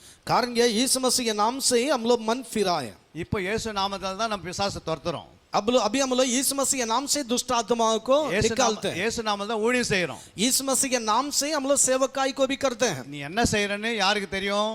आप क्या किया है इसके बारे में कौन जानते हैं? ஒன்னு மக்கள் தெரிஞ்சு வச்சுப்பாங்க, एक है लोग आपके बारे में जानेंगे, ஒன்னு சபை தெரிஞ்சு வச்சிருக்கோம், और है कलीसिया आपके बारे में जान करके रखेगा, இன்னொன்னு பிசாசுக்கு தெரியும், और है शैतान आपके बारे में जान करके रखेगा, இன்னொன்னு தேவனுக்கு தெரியும், और परमेश्वर भी आपके बारे में जानेंगे. அப்ப சிங்காசனத்துல புத்தகம் திறக்கப்படும். और सिंहासन के सामने है पुस्तकें खुल जाएगा. எப்போ? कब है? நீ ரகசிய வருகை எடுத்துக்கொள்ளப்பட்டிருக்கு, அங்க நடக்கும். ये जब जो यीशु मसीह गुप्त आगमन जब होगा उसी समय में ये सारी बातें वहां पर होगा. பூமியில 7 வருஷம் உபத்திரகாலம் ஸ்டார்ட் ஆயிடும். पृथ्वी पर 7 साल उपद्रव का समय है शुरू होगा. அப்போ ஆண்டவர் அங்க நிக்க வைக்கும் போது, நீங்க நிக்கும் போது, तब आप परमेश्वर के सामने जब खड़ा होंगे, உங்க மேல ஒரு ரட்சிப்பின் வஸ்திரம் ஆண்டவர் கொடுத்திருக்கிறாரு. आपके ऊपर एक उद्धार का वस्त्र को परमेश्वर दिए हैं. ஒரு நீதியின் வஸ்திரம் இருக்கிறது, एक धार्मिकता का वस्त्र है, ஒரு மகிமையின் வஸ்திரம் இருக்கிறது. एक महिमा का वस्त्र भी है. இது 3 வஸ்திரம் தான் அங்க நீங்க நிக்க முடியும். ये तीनों वस्त्र आपके ऊपर रहेगा तबे आप परमेश्वर के सामने खड़ा रह सकते हैं. இல்லை என்றால் நீங்கள் சாதாரண வஸ்திரத்தை உடுத்தி கொண்டு அங்க போயிட்டீங்கன்னா, नहीं है आप साधारण वस्त्र को पहन करके परमेश्वर सामने यदि जाएंगे तो, அதாவது கல்யாண வஸ்திரம் இல்லாத நீங்க அங்க போயிட்டீங்கன்னா, मतलब जो आप हैं जो विवाह का वस्त्र पहने बिना आप जाएंगे तो, அங்க ஒரு மனுஷன் ஆடு தள்ளினார் கீழே. वहां से परमेश्वर एक मनुष्य को नीचे गिरा दिए. அப்ப ஏன் கேட்டாரு? உனக்கு வஸ்திரம், உனக்கு நீ கல்யாண வஸ்திரம் இல்லாத இப்படி எப்படி இங்க வந்த அப்படின்னு கேட்டாரு. कारण यह है परमेश्वर प्रभु यीशु मसीह पूछे हैं तुमको शादी के विवाह का वस्त्र बिना तुम कैसे अंदर प्रवेश किया. அப்போ ஒரு மணவாளன் மணவாட்டி வஸ்திரம் தரித்து இருக்கணும். इसलिए एक दुल्हन है, दुल्हन का जो वस्त्र एक दुल्हा है, दुल्हन है, ये दुल्हन का जो वस्त्र है उसको पहनना जरूरी है. ஆனா அந்த மனுஷன் அங்க நிக்கும் போது அவனுக்குள்ள கல்யாண வஸ்திரம் இல்லை. वो मनुष्य वहां पर जब खड़ा रहा तो उसी समय में उसी के ऊपर विवाह का वस्त्र नहीं था. அப்ப நியாய தீர்ப்புல நிக்கும் போது நீ எந்த வஸ்திரத்தை போகணும்னு உனக்கு தான் தெரியணும். तो आप जो न्याय के समय में आप परमेश्वर के सामने खड़ा रहने के समय कौन सा वस्त्र को पहन करके वहां पर रहेंगे उसी बात आप ही जानना है. இப்பயே நம்ம யோசிக்கணும், अभी हम लोग उसके बारे में सोचना. அந்த வஸ்திரம் இருக்கிறதா? वही वस्त्र मेरे ऊपर है, அந்த ரட்சிப்பின் வஸ்திரம் இருக்கிறதா? उसी उद्धार का वस्त्र को हम पहने हैं क्या? அந்த நீதியின் வஸ்திரம் இருக்கிறதா? उसी धार्मिकता का वस्त्र मेरे ऊपर है क्या? அந்த மகிமையின் வஸ்திரம் இருக்கிறதா? वो महिमा का वस्त्र मेरे ऊपर है क्या? அப்பதான் உனக்கு கிரீடங்கள் உண்டு. तबे आपके लिए मुकुट दिया जाएगा. நீதியின் கிரீடம், वो धार्मिकता का जो धर्म का जो मुकुट, மகிமையின் கிரீடம், महिमा का मुकुट, ஜீவ கிரீடம். वो जीवन का मुकुट. நீ என்ன இங்க செய்கிறாயோ अब इस दुनिया में जो कुछ करते हैं கேற்ற பலன் பரலோகத்தில் இருக்கிறது சொல்லி இருக்கிறார். उसी के प्रतिफल स्वर्ग में है. நம்மளை நியாயத்திற்கிறது ஒரு வசனம் மட்டும் தான் நியாயத்திற்கும். हमें वचन नहीं ये सिर्फ न्याय करेगा, அங்க தேவன் நியாயத்திற்க மாட்டார். वहां पर परमेश्वर न्याय करेंगे ही नहीं है. அப்ப இதெல்லாம் நம்ம வேதத்தை ஆராய்ந்து அறிவதற்கு நமக்கு ஆலயத்தை கொடுத்திருக்கிறார். इसलिए सारे बातों को जांच करके जानने के लिए परमेश्वर कलीसिया को दिए. நம்ம ஞானஸ்நானம் எடுத்த பிறகு உடனே மரணம் வந்து பரலோகத்துக்கு போயிட்டா தப்பிச்சிடலாம். हम बपतिस्मा लेते ही यदि मृत्यु आ गया मर गए तो हम लोग बच जाएंगे. ஆனா ஆண்டவர் எதுக்கு சபைக்கு கொண்டு வந்தார்? लेकिन परमेश्वर क्यों कलीसिया में लेके आए? அவரை போல உருவாகுவதற்காக. उनके समान हम लोग बनना है, तैयार होना. அவரை போல வாழ்ந்து காட்டணும். उनके समान हम लोग जीना है. அவரை போல வாழ்ந்து காட்டணும். उनके समान हम लोग अपने जिंदगी में जीना है. அவரை போல நடந்து காட்டணும். उनके समान हम लोग चलना है. அவரை போல யோசித்திருக்கணும். उनके समान हम लोग सोचना है. அப்படி இருந்தாதான் மற்ற நம்மளுக்கு ரட்சிப்பு வழியா நடத்த முடியும். तब भी हम लोग दूसरों को भी उद्धार का मार्ग में हम लोग अगुवाई कर सकते ஒரு हैं। நல்ல சாட்சியா வாழ்ந்தாவே एक अच्छा गवाही के रूप में रहेंगे तो உன்னை தேடி அநேகர் வருவாங்க, आप लोगों को खोज करके कई लोग आएंगे। நீங்க போ தேவையில்ல, आप लोग जाने के लिए भी जरूरत नहीं पड़ेगा। உனக்கு என்ன வேணுமோ आपके लिए जो कुछ बातों का आवश्यकता है ஆண்டவரே கொடுப்பாரு. परमेश्वर ही स्वयं देंगे। இதெல்லாம் சும்மா வராது, ये सब ऐसे ही आता नहीं है। கொஞ்சம் பாடுகள் இருக்கிறது, उसके लिए हम लोग प्रयास करना है, கொஞ்சம் உபத்திரம் இருக்கிறது, उसके लिए हम लोग थोड़ा से लिए दुख उठाना है, கொஞ்சம் துன்பம் இருக்கிறது, उसमें हम लोग को कष्ट को उठाना पड़ता है, சோதனை இருக்கிறது, वो परीक्षाएं हैं। நேரம் கணக்கில் உட்கார நேரம் இருக்குது. हम लोग हैं कई घंटा परमेश्वर सन्मुख में वचन में बैठना है, அதுக்காக நம்ம அர்ப்பணிக்கணும், उसके लिए हम लोग समर्पित करना है, ஒப்பு கொடுக்கணும், हम लोग अपने आप को समर्पित करना है, உடன்படிக்கை பண்ணணும், उसके लिए हम लोग समझौता करना அவர் है, பாதத்தை நேரா நோக்கி பார்க்கணும். हम लोग परमेश्वर का जो पाव है उसको हम लोग देखना है। இவனுக்கு எது வேணாலும் आपके लिए जो कुछ बातों की அது जरूरत है பரலோகத்திலிருந்து இறங்கி கீழே வரும். वो स्वर्ग से उत्तर करके आपके पास आएगा। உன்னுடைய எல்லா நன்மைகளும் वो सारे उसका भलाइयां அது பரலோகத்தில் இருக்கிறது. वो स्वर्ग में है। அங்கிருந்து உனக்கு இறங்கி வர்றதுக்கு உனக்கு ஜெப ஆவி வேணும். वो अपना समय पर आपके जिंदगी में उतर आने के लिए आपके लिए प्रार्थना का आत्मा का आवश्यकता நீ है। என்னைக்கு ரட்சிக்கப்பட்டாயோ अब जिस दिन उद्धार पाए हैं அந்த மூணு புத்தகத்தில் உங்கள் பெயர் எழுதி வைத்திருக்கிறார். आपका ये तीनों किताब में आपका नाम को परमेश्वर लिख करके रखे हैं। உங்களுடைய அத்தனை நன்மைகள் பரலோகத்தில் இருக்கிறது. आपके लिए सारे भलाई स्वर्ग में हैं। அத்தனை நன்மை பெற்றுக்கொள்வதற்கு நீ ஆயத்தமாகணும். वो सारे भलाइयों का पाने के लिए तैयार होना है। 100 ரூபாய் கொடுத்தா 100 रुपया देंगे तो அதை சரியா வைக்க முடியலனா उसको आप संभाल नहीं सकेंगे तो 1000 ரூபாய் கொடுக்க மாட்டார். परमेश्वर 1000 रुपया नहीं देंगे। ஒரு சைக்கிள் கொடுத்தா एक साइकिल को देंगे तो அந்த சைக்கிளை சரியா வச்சுக்க தெரியல அப்படின்னா वो साइकिल को सही ढंग से आप रख नहीं पाएंगे तो 2 வீலரை கொடுக்க மாட்டார். परमेश्वर 2 चक्का जो बाइक है मोटरसाइकिल नहीं देंगे। அந்த 2 வீலரே சரியில்லை அப்படின்னா சரி வச்சுக்கலனா अब दो चक्का मोटरसाइकिल को यदि सही रंग से रख नहीं पाएंगे ஒரு तो காரை கொடுக்க மாட்டார். आपको परमेश्वर कार नहीं देंगे। ஒரு 2 ஆத்மா உங்க கையில கொடுத்தாரு. परमेश्वर आपके हाथ में 2 आत्मा को देंगे। அதை கரெக்ட்டா உருவாக்குறதுக்கு 1 மணி நேரம் அவங்களுக்கா ஜெபம் பண்ணியா? आप उसी 2 आत्मा के लिए उनका तैयार होने के लिए आप है 1 घंटा क्या परमेश्वर से प्रार्थना किए हैं? அவங்களுக்காக வசனத்தை சொல்லி தந்தையா? आप उनके लिए वचन से बता के शिक्षा दिए हैं। அதை சரி செய்தாதான் यदि आप उसी काम को करेंगे तो 2 वो 2 அது 200 மாறும். वो 200 के रूप में बदलेगा। அந்த 200 वो 200 2000 மாறும். 2000 के रूप में बदलेगा। அவர்கிட்ட தான் இருக்கிறது. वो सब उनके हाथ में ही है। நம்ம மாறாம हम यदि नहीं बदलेंगे, நம்ம வேதத்துக்கு உட்காராம हम परमेश्वर सन्मुख में यदि नहीं நீ बैठेंगे, ஜெபிக்காம प्रार्थना नहीं करेंगे, எனக்கு அதை கொடு இதை கொடுனா அவனுக்கு கொடுக்கவே மாட்டார். मुझे वो दे ये दे ऐसे मांगे तो परमेश्वर कभी देंगे ही नहीं ஒரு है। குழந்தை கையில एक बच्चा के हाथ में 1 ரூபாய் கொடுக்கலாம், 1 रुपया दे सकते हैं, ஆனா ஒரு சவரன் நகையை கொடுக்க முடியாது. लेकिन 10 ग्राम सोना को नहीं दे सकते हैं। அப்படி கொடுத்துட்டோம்னா यदि ऐसे देंगे तो அது தொலைச்சிடும். वो है हेरा देगा। அதே போலதான் ஆண்டவரே, वैसा ही परमेश्वर ஒரு ஆத்மாவுக்கு நீ சரியில்லையே, अब एक व्यक्ति को एक जो है विश्वास है आत्मा है उसको यदि तुम संभाल नहीं पाएगा அப்ப எப்படி 100 ஆத்மா தருவாரு? तब कैसे 100 आत्मा का आपका हाथ में देंगे? நம்மளை தகுதிப்படுத்துகிற கர்த்தர், हमें तैयार करने वाले परमेश्वर है। அவர்கிட்ட தான் எல்லா வல்லமையும் இருக்கிறது. सारे सामर्थ्य उनका हाथ में ही है। அவர் தான் நடத்துகிறவர். वो ये चलाने वाले हैं। உன்னை பற்றி எல்லாருக்கும் தெரியும். उनके बारे में सब कुछ उनको मालूम है। எப்படி கொர்னேல் ஜெபிக்கிறாரு? कैसे कोर्नेलियस प्रार्थना करते हैं? கொர்னேல் ரட்சிக்கப்படல, वो कोर्नेलियस अभी तक उद्धार नहीं पाए। அவர் புறஜாதியான், वो है अन्य जाति में है। ஆனா அவர் ஜெபம் பண்றாரு, वो प्रार्थना कर रहे हैं, அவர் தானம் பண்றாரு. वो दान सब दे रहे हैं, ஆனா ஜெபம் பரலோகத்தை திறக்கிறது. लेकिन प्रार्थना स्वर्ग को खोलता है। ஜெபம் பரலோகத்தின் சாவியா இருக்கிறது. वो प्रार्थना स्वर्ग का चाबी है। இப்ப பரலோகத்துக்கு அந்த ஜெபம் போயாச்சு. अब स्वर्ग में प्रार्थना गया है। ஒரு தூதன் இறங்கி கீழே வராரு. वो एक स्वर्गदूत ऊपर से उतर करके आ रहे हैं। அவர் சொல்றாரு, वो बोल रहे हैं உன் ஜெபம் பரலோகத்துக்கு வந்திருக்கு, और तुम्हारा प्रार्थना स्वर्ग में पहुंचा है, உன் தான தர்மம் பரலோகத்துக்கு வந்தாச்சு, तुम्हारा सारे दान स्वर्ग में पहुंच चुका है, நீ பரலோகத்துக்கு வரணும். तुम स्वर्ग में आना है। அப்ப நீ ஒன்னு செய், तब तुम ये काम करो, என்னுடைய ஊழியன் ஒருவன் இருக்கிறான், मेरे एक सेवक है, उसको அட்ரஸ் நோட் பண்ணிக்கோ. उसी का जो पता है उसको तुम लिख लो। அப்ப ரட்சிக்கப்பட்டவர்களுடைய அட்ரஸ் பரலோகத்தில் இருக்கிறது. तो उद्धार पाए वालों का जो है पता है स्वर्ग में है। இங்க உங்ககிட்ட ஆதார் கார்டு இருக்கிறது, यहाँ पर आपके पास आधार कार्ड है, அங்க ஜீவனுள்ள ஆதார் கார்டு இருக்கிறது. लेकिन वहां पर जो जिंदा आधार कार्ड है, அல்லேலூயா. हालेलुया, आमेन அந்த ஆதார் கார்டுல உங்க அட்ரஸ் கரெக்டா இருக்கணும். आमेन उसी आधार कार्ड में आपका जो पता है सही ढंग से रखना இங்க है। அட்ரஸ் நீ மாத்தலாம், यहाँ पर आप अपना पता को बदल सकते ஆனா हैं, அங்க அட்ரஸ் மாற முடியாது. लेकिन वहां पर जो पता वो बदल नहीं सकता நீ है। முழங்கால் போட்டு ஜெபித்தா आप घुटना टेक करके जब प्रार्थना करेंगे, இந்த தேசத்தினுடைய மந்திரி ஒன்னு காட்டுவாரு. आमेन आप इसी देश का जो है जो मंदिर है उनके बारे में परमेश्वर आपको அந்த दिखाएंगे। மந்திரி நீ தேசத்தினுடைய மந்திரிக்காக நீ ஜெபம் பண்ணிருக்கன்னு வெச்சுங்க. आप यदि தேசத்தின் மந்திரிக்காக ஜெபம் பண்றேன்னு வெச்சுங்க. यदि आप है देश का जो मंदिर के लिए प्रार्थना करेंगे விடாம तो ஜெபம் பண்ற.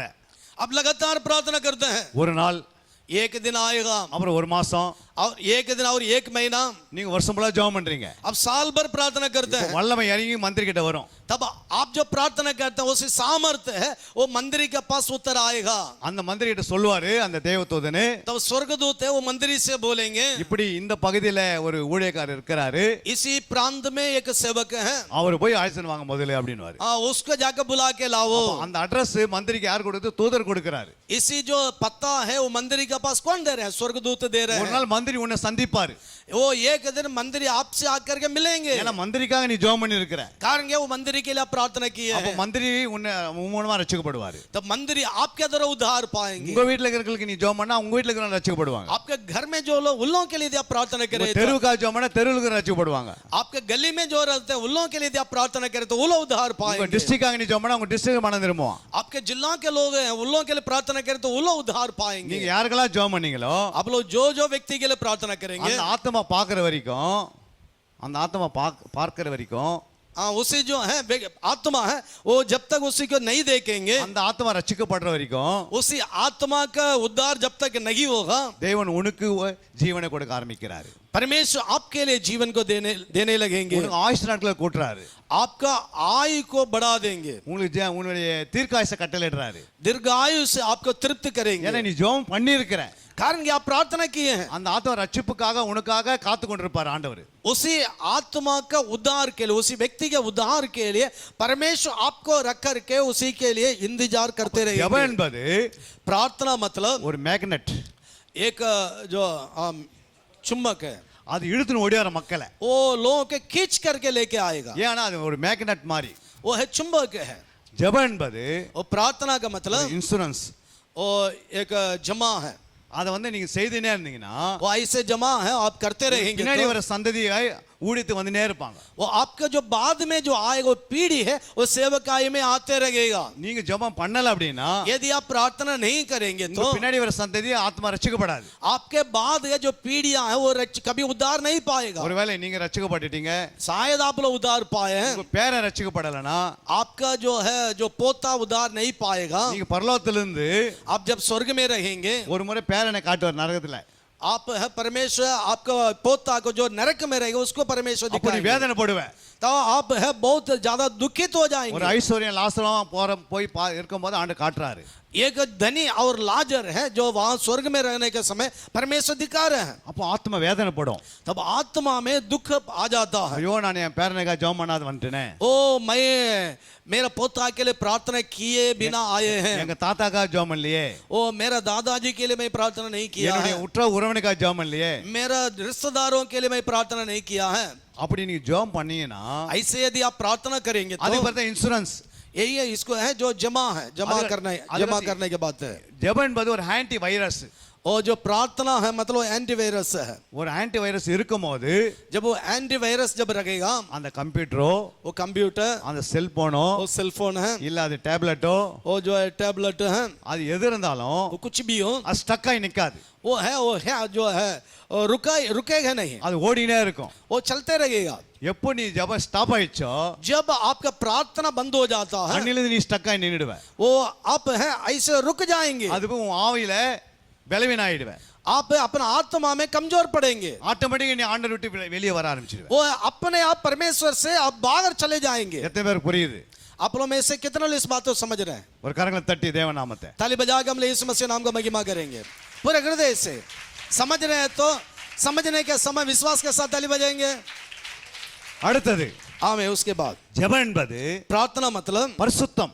पवित्रता। ஜெபம் என்பது प्रार्थना मतलब அது பரிசுத்தமா இருக்கறனால वो पवित्रता के रूप में रहने से நீ பரிசுத்தம் உள்ளவரை நோக்கி ஜெபம் பண்ற. आप पवित्र व्यक्ति को देख करके प्रार्थना करते हैं, அவர் பரிசுத்தமா இருக்கிறாரு. वो पवित्र है। அவரை நோக்கி நீ ஜெபம் பண்ணும்போது आप जब उनको देख कर प्रार्थना करेंगे நீ பரிசுத்தம் ஆயினே இருக்கிற. आप भी पवित्र बनते जाएंगे। நீ குடிகாரங்கிட்ட உட்கார்ந்து பேசினே இருந்தா आप है जो शराब पीने वाले व्यक्ति के पास बैठकर बात करते நீ रहेंगे குடிகாரனா மாறிடுவே. आप भी शराब पीने वाले व्यक्ति நீ बन जाएंगे। துன்மார்கோட பேசினதா यदि आप है जो गलत काम करने वाले व्यक्ति के साथ रहेंगे तो துன்மார்களை போல மாறுவே. आप उनके समान बदल जाएंगे। நீ செல்போனோட நீ பேசினதா अब हरदम है अपना मोबाइल में बात करते நீ रहेंगे तो செல்போனா மாறிடுவ ஒரு நாளைக்கு. आप भी एक दिन मोबाइल बन जाएंगे। அல்லேலூயா. हालेलुया। அப்ப ஜெபம் என்பது பரிசுத்தம். पवित्र प्रार्थना मतलब पवित्र है। ஃபர்ஸ்ட் நீ யார் கூட பேசுறன்னு உனக்கு தெரியணும். पहले आप हैं किन से बात करने इसी बातों को आपका जानकारी होना நீ है। யெகோவா தேவனோட பேசுற. अब यहोवा परमेश्वर से बातें कर रहे அவர் हैं, சர்வ வல்லவர். वो सर्वशक्तिमान है, அவர் சர்வ வியாபி. वो सर्वव्यापी है। நீ அவரோட பேசி பாரு. अब उनसे बातें करके देखिए, அவர் உன்னை பரிசுத்தம் ஆக்கினே இருப்பார். वो आपको पवित्र बनाते रहेंगे। பரிசுத்தம் ஆக ஆக आप जितना पवित्र बनेंगे இருதயம் சுத்தமாகிறது. आपके हृदय शुद्ध हो जाएगा। இருதயம் சுத்தமாகும் போது जितना आपके हृदय शुद्ध हो जाएगा தேவனை தரிசித்து கொண்டே இருப்பாய். आप परमेश्वर के दर्शन को देखते रहेंगे। உலகத்தில் இருக்கிற அசுத்தாவி எங்க போகுது எங்க போகுது அது கூட உனக்கு காட்டுவாரு. आप दुनिया में दुष्ट आत्मा कहां जा रहा कहां आ रहा सारे बातों परमेश्वर आपको दिखाने लगेंगे। நாங்க ஜெபம் பண்ணி கொண்டு இருந்தோம்.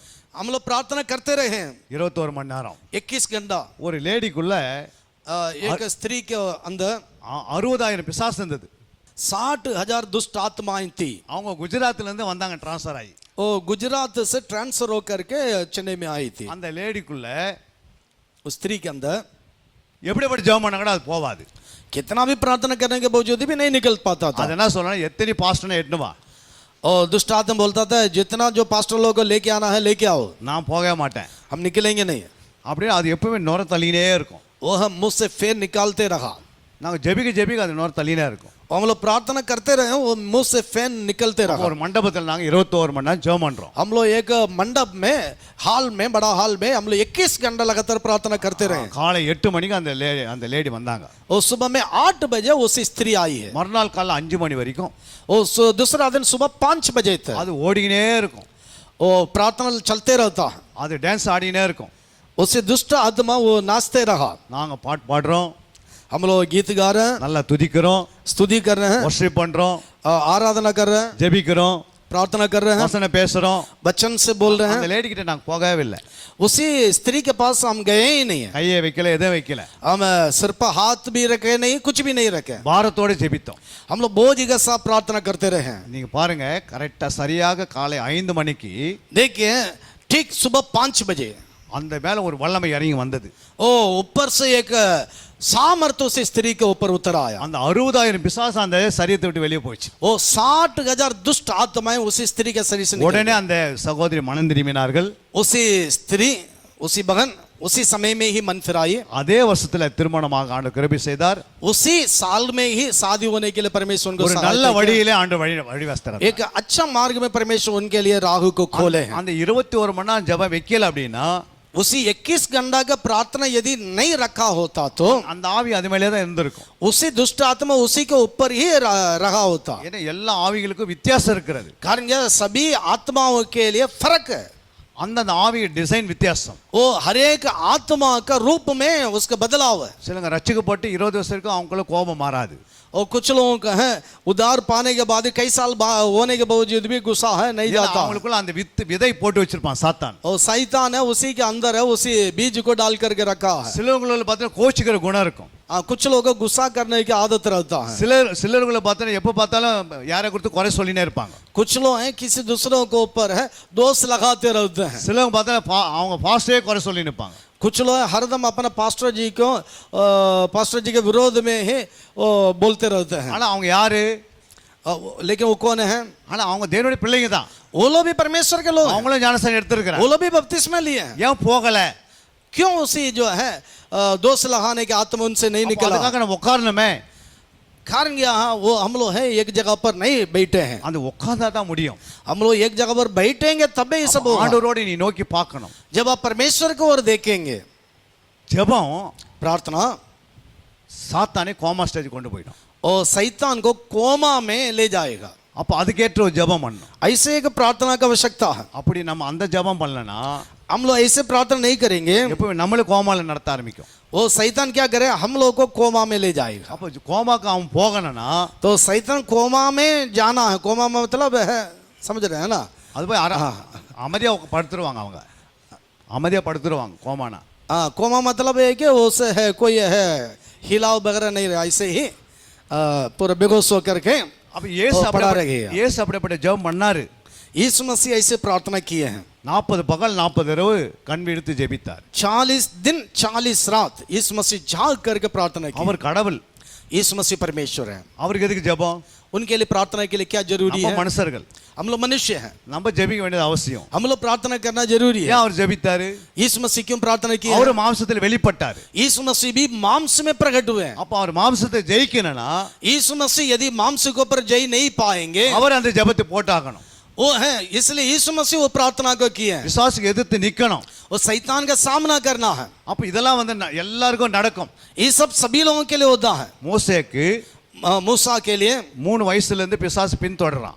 मूसा के पीछे मूसा का 3 साल से शैतान पीछा कर रहा है. ஆனா மோசே நல்லா ஜெபிக்கிறவரு, लेकिन मूसा अच्छा प्रार्थना करने वाले हैं. தேவனோட முகமுகமாய் தரிசிக்கிறவரு, परमेश्वर से एकदम है सामने सामने दर्शन, परमेश्वर का दर्शन को पा रहे हैं. 6 லட்சம் புருஷர்களை வழி நடத்துகிறவரு, वो 6 लाख है पुरुषों को अगुवाई कर रहे हैं. அவர் வந்து ஒரு கார்டினலா வேலை செய்தாரு. वो एक अगुवा के रूप में वो काम किए हैं. இவ்வளவு பெரிய ஊழியக்கார इतना बड़ा एक सेवक है, பிசாசு பின்னாடி தான் வரான். शैतान पीछे ही आ रहा है. 120வது வயசுல வந்து அவன் கவுத்துட்டான்.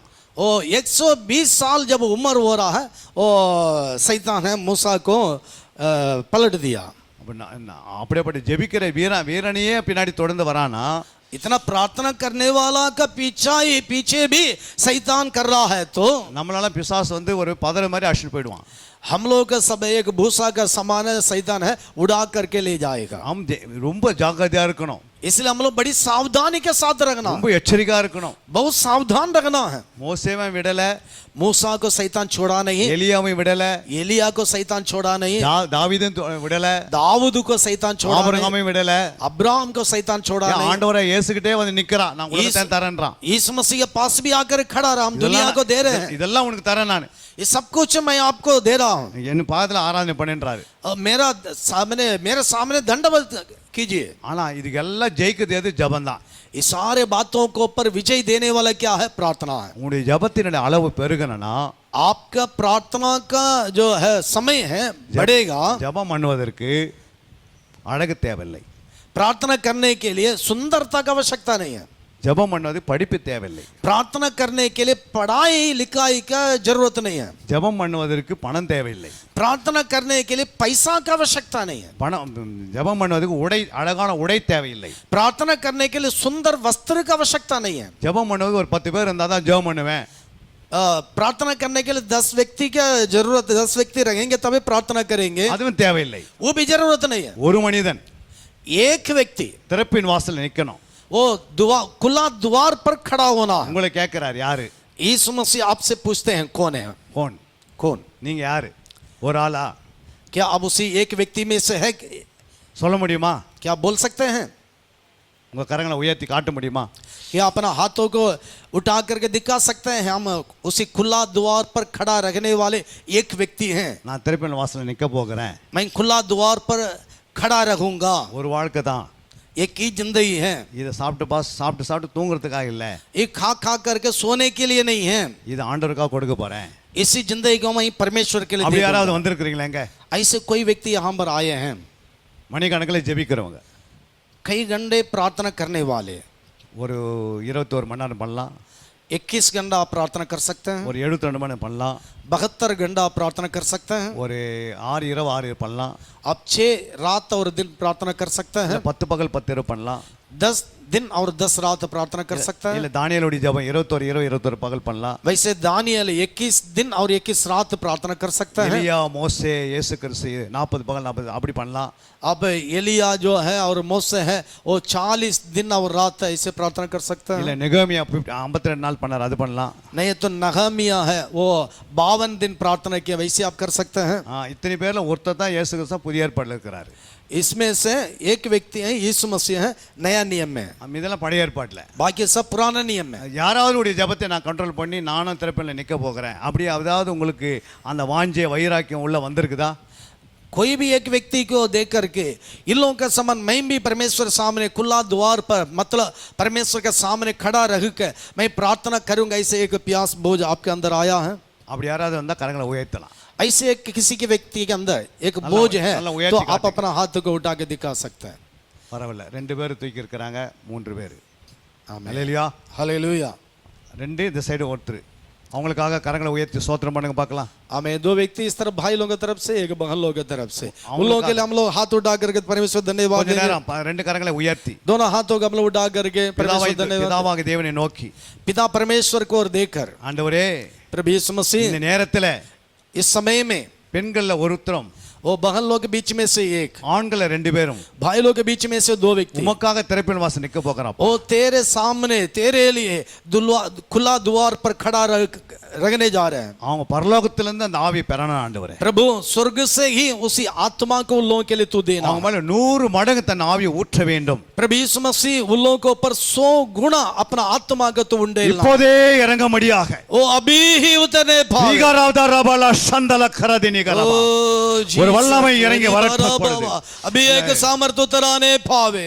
இப்போது இறங்கி வரட்டும் அப்பா. अभी ही उसी सामर्थ அவங்க उतराने மேல ஊற்றுங்கப்பா. उन लोगों को ऊपर उंडेल दे प्रभु. அவங்களை எடுத்து உலகம் பயன்படுத்துவீராக. प्रभु यीशु मसीह उन लोगों को उठा करके तू इस्तेमाल कर. கோடி கணக்கில் ஆத்துமக்களை தருவீராக. वो करोड़ों के रूप में आत्माओं को उन लोगों के लिए तू दे प्रभु. ஆண்டவரே प्रभु இவ்வளவு நேரம் பேசினதுல वो इतना समय बात करने से ஒரு 3 பேரு वो 3 व्यक्ति திறப்பின் வாசல் நிற்கும்படியாக वो खुला द्वार पर खड़ा रह कर எங்கள் இந்திய தேசம் हमारा भारत देश முழுமையாக பாவத்துக்குள்ள போய் கொண்டிருக்குதப்பா. वो जो है पापी की ओर जा रहा है. அவர்களாம் மீட்டெடுப்பதற்கு उन लोगों को पापों से छुड़ाने இந்த பிள்ளைகள் மேல் உம்முடைய அபிஷேகத்தை கொடுங்கப்பா. इन लोगों को इन बच्चों को ऊपर अपना अभिषेक को दे ஆண்டவரே, प्रभु. எடுத்து இவர்களை பயன்படுத்துங்க ஆண்டவரே. इन लोगों को उठा करके तो इस्तेमाल कर நீ प्रभु. பழைய ஏற்பாட்டில் மோசேயை பயன்படுத்தியது போல तो पुराने नियम में मूसा के द्वारा कार्य किया. புதிய ஏற்பாட்டில் பேதுரை பயன்படுத்தியது போல वो नया नियम में पतरस को इस्तेमाल किया. ஆண்டவரே நீர் இந்த பிள்ளைகளை பயன்படுத்தி प्रभु यीशु मसीह तू इन लोगों को इस्तेमाल करके இவர்கள் மேல் அபிஷேகத்தை கொடுத்து इन लोगों को ऊपर अभिषेक को देख இந்தியாவை உம்முடைய கரத்தை கொடுக்கும்படியாக वो भारत को इन लोगों का हाथ में देने के लिए உம்முடைய அபிஷேகத்தை வர்ஷிக்க பண்ணுங்க. वो अपना अभिषेक इन लोगों को ऊपर उंडेल உம்முடைய प्रभु. வல்லமையை ஊற்றுங்க. एक सामर्थ्य का उंडेल प्रभु. உதவி செய்யுங்கப்பா. सहायता कर प्रभु. இப்போது செய்து விட்டதுக்காக நன்றி. अभी तूने किया इसलिए हम आपको धन्यवाद देते हैं. மற்றவர்களும் जो बाकी लोग हैं அவர்களுக்கு அந்த அந்த பாரத்தை உண்டு பண்ணுங்கப்பா. उन लोगों के अंदर भी इसी बोझ को तू उत्पन्न कर प्रभु. நாங்கள் ஒன்று கொண்டு வந்தில்லை, प्रभु यीशु मसीह हम लोग कुछ भी लेके नहीं आए हैं, ஒன்று கொண்டு போவதில்லை. कुछ भी लेके नहीं जाएंगे, ஆனால் ஒன்னே ஒன்று தெரியும், लेकिन एक ही बात है ஆத்மா மட்டும் அறுவடை செய்து கொண்டு போகணும்ப்பா. वो आत्माओं को हम लोग काट करके இவர்களை ले ஏற்படுத்தி जाएंगे. இவர்களை ஏற்படுத்துவீராக. प्रभु यीशु मसीह इन लोगों को तो उत्पन्न कर प्रभु. அந்த பாரத்தை உண்டு பண்ணுங்கப்பா. प्रभु यीशु मसीह इस बोझ के लोग अंदर दे. உதவி செய்ய போறதுக்காக ஸ்தோத்திரம். प्रभु यीशु मसीह वैसा ही तू करने जा रहे हैं, इसलिए हम आपको धन्यवाद देते हैं. நன்றி செலுத்துகிறோம். धन्यवाद यीशु. ஆமென். आमीन. அன்பிற்குரியவர்களே, சத்திய வேத ஆராய்ச்சி வித்தியாசாலை தரிசன ஊழியம் 1. வடமாநிலத்தில் 300 திருச்சபைகளை உருவாக்குதல். 2. மாதம் ஒருமுறை எழுப்புதல் உருவாக்கும் எழுப்புதல் கூட்டம். 3. ஊழியர்கள், சபை தலைவர்கள், சுவிசேஷர்களுக்கென கருத்தரங்கு, அதாவது சத்திய வேத ஆராய்ச்சி நேரம். 4. டிவி ஊழியம். 5. பத்திரிகை ஊழியம். 6. சிடி டிவிடி ஊழியம். 7. பவர் கேம்ப் அக்னி அபிஷேக முகாம். 8. உபதேச ஆராய்ச்சி கருத்தரங்கு ஊழியம். 9. நலிந்த குழந்தைகள் இல்லம். 10. 24 மணி நேர ஜெப மையம். 11. சத்திய தேவ ஆராய்ச்சி கல்லூரி. 12. சிறுவர்கள் உருவாக்கும் ஊழியம். 13. மருத்துவ முகாம். 14. ஜெயில் ஊழியம். 15. கைப்பிரதி ஊழியம். 16. கிராம ஊழியம். 17. மிஷனரியை உருவாக்கும் ஊழியம். 18. நன்றி துதி ஆராதனை கூட்டங்கள். 19. சமூக நலப்பணிகள் ஊழியம். 20. இன்டர்நெட் மூலமாக ஆன்லைன் படிப்புகள். இது விரைவில் வரவிருக்கின்றது. 21. தேவனுடைய வருகைக்கு ஆயத்தப்படுத்துதல். இதனுடைய நோக்கங்கள்: 1 கோடி சீடர்கள் உருவாகுதல், 1 கோடி ஜாமக்காரர்கள் உருவாகுதல், 1 கோடி யுத்த வீரர்கள் உருவாகுதல், 1 கோடி ஊழியர்கள் உருவாகுதல். தரிசனத்தை அவன் கண்டபோது அவர்களுக்கு சுவிசேஷத்தை அறிவிக்கும்படி கர்த்தர் எங்களை அழைத்தார். புறப்பட்டு போக பிரயத்தனம் பண்ணி. அப்போஸ்தலர் நடபடிகள் 16:10. சத்திய வேதம் பக்தரின் கீதம் சுத்தர்கள் போகும் பாதையின் ஜீவம் உத்தம மார்க்கம் காட்டும் சத்திய வேதம். சத்திய வேதம் பக்தரின் கீதம் சுத்தர்கள் போகும் பாதையின் ஜீவம்.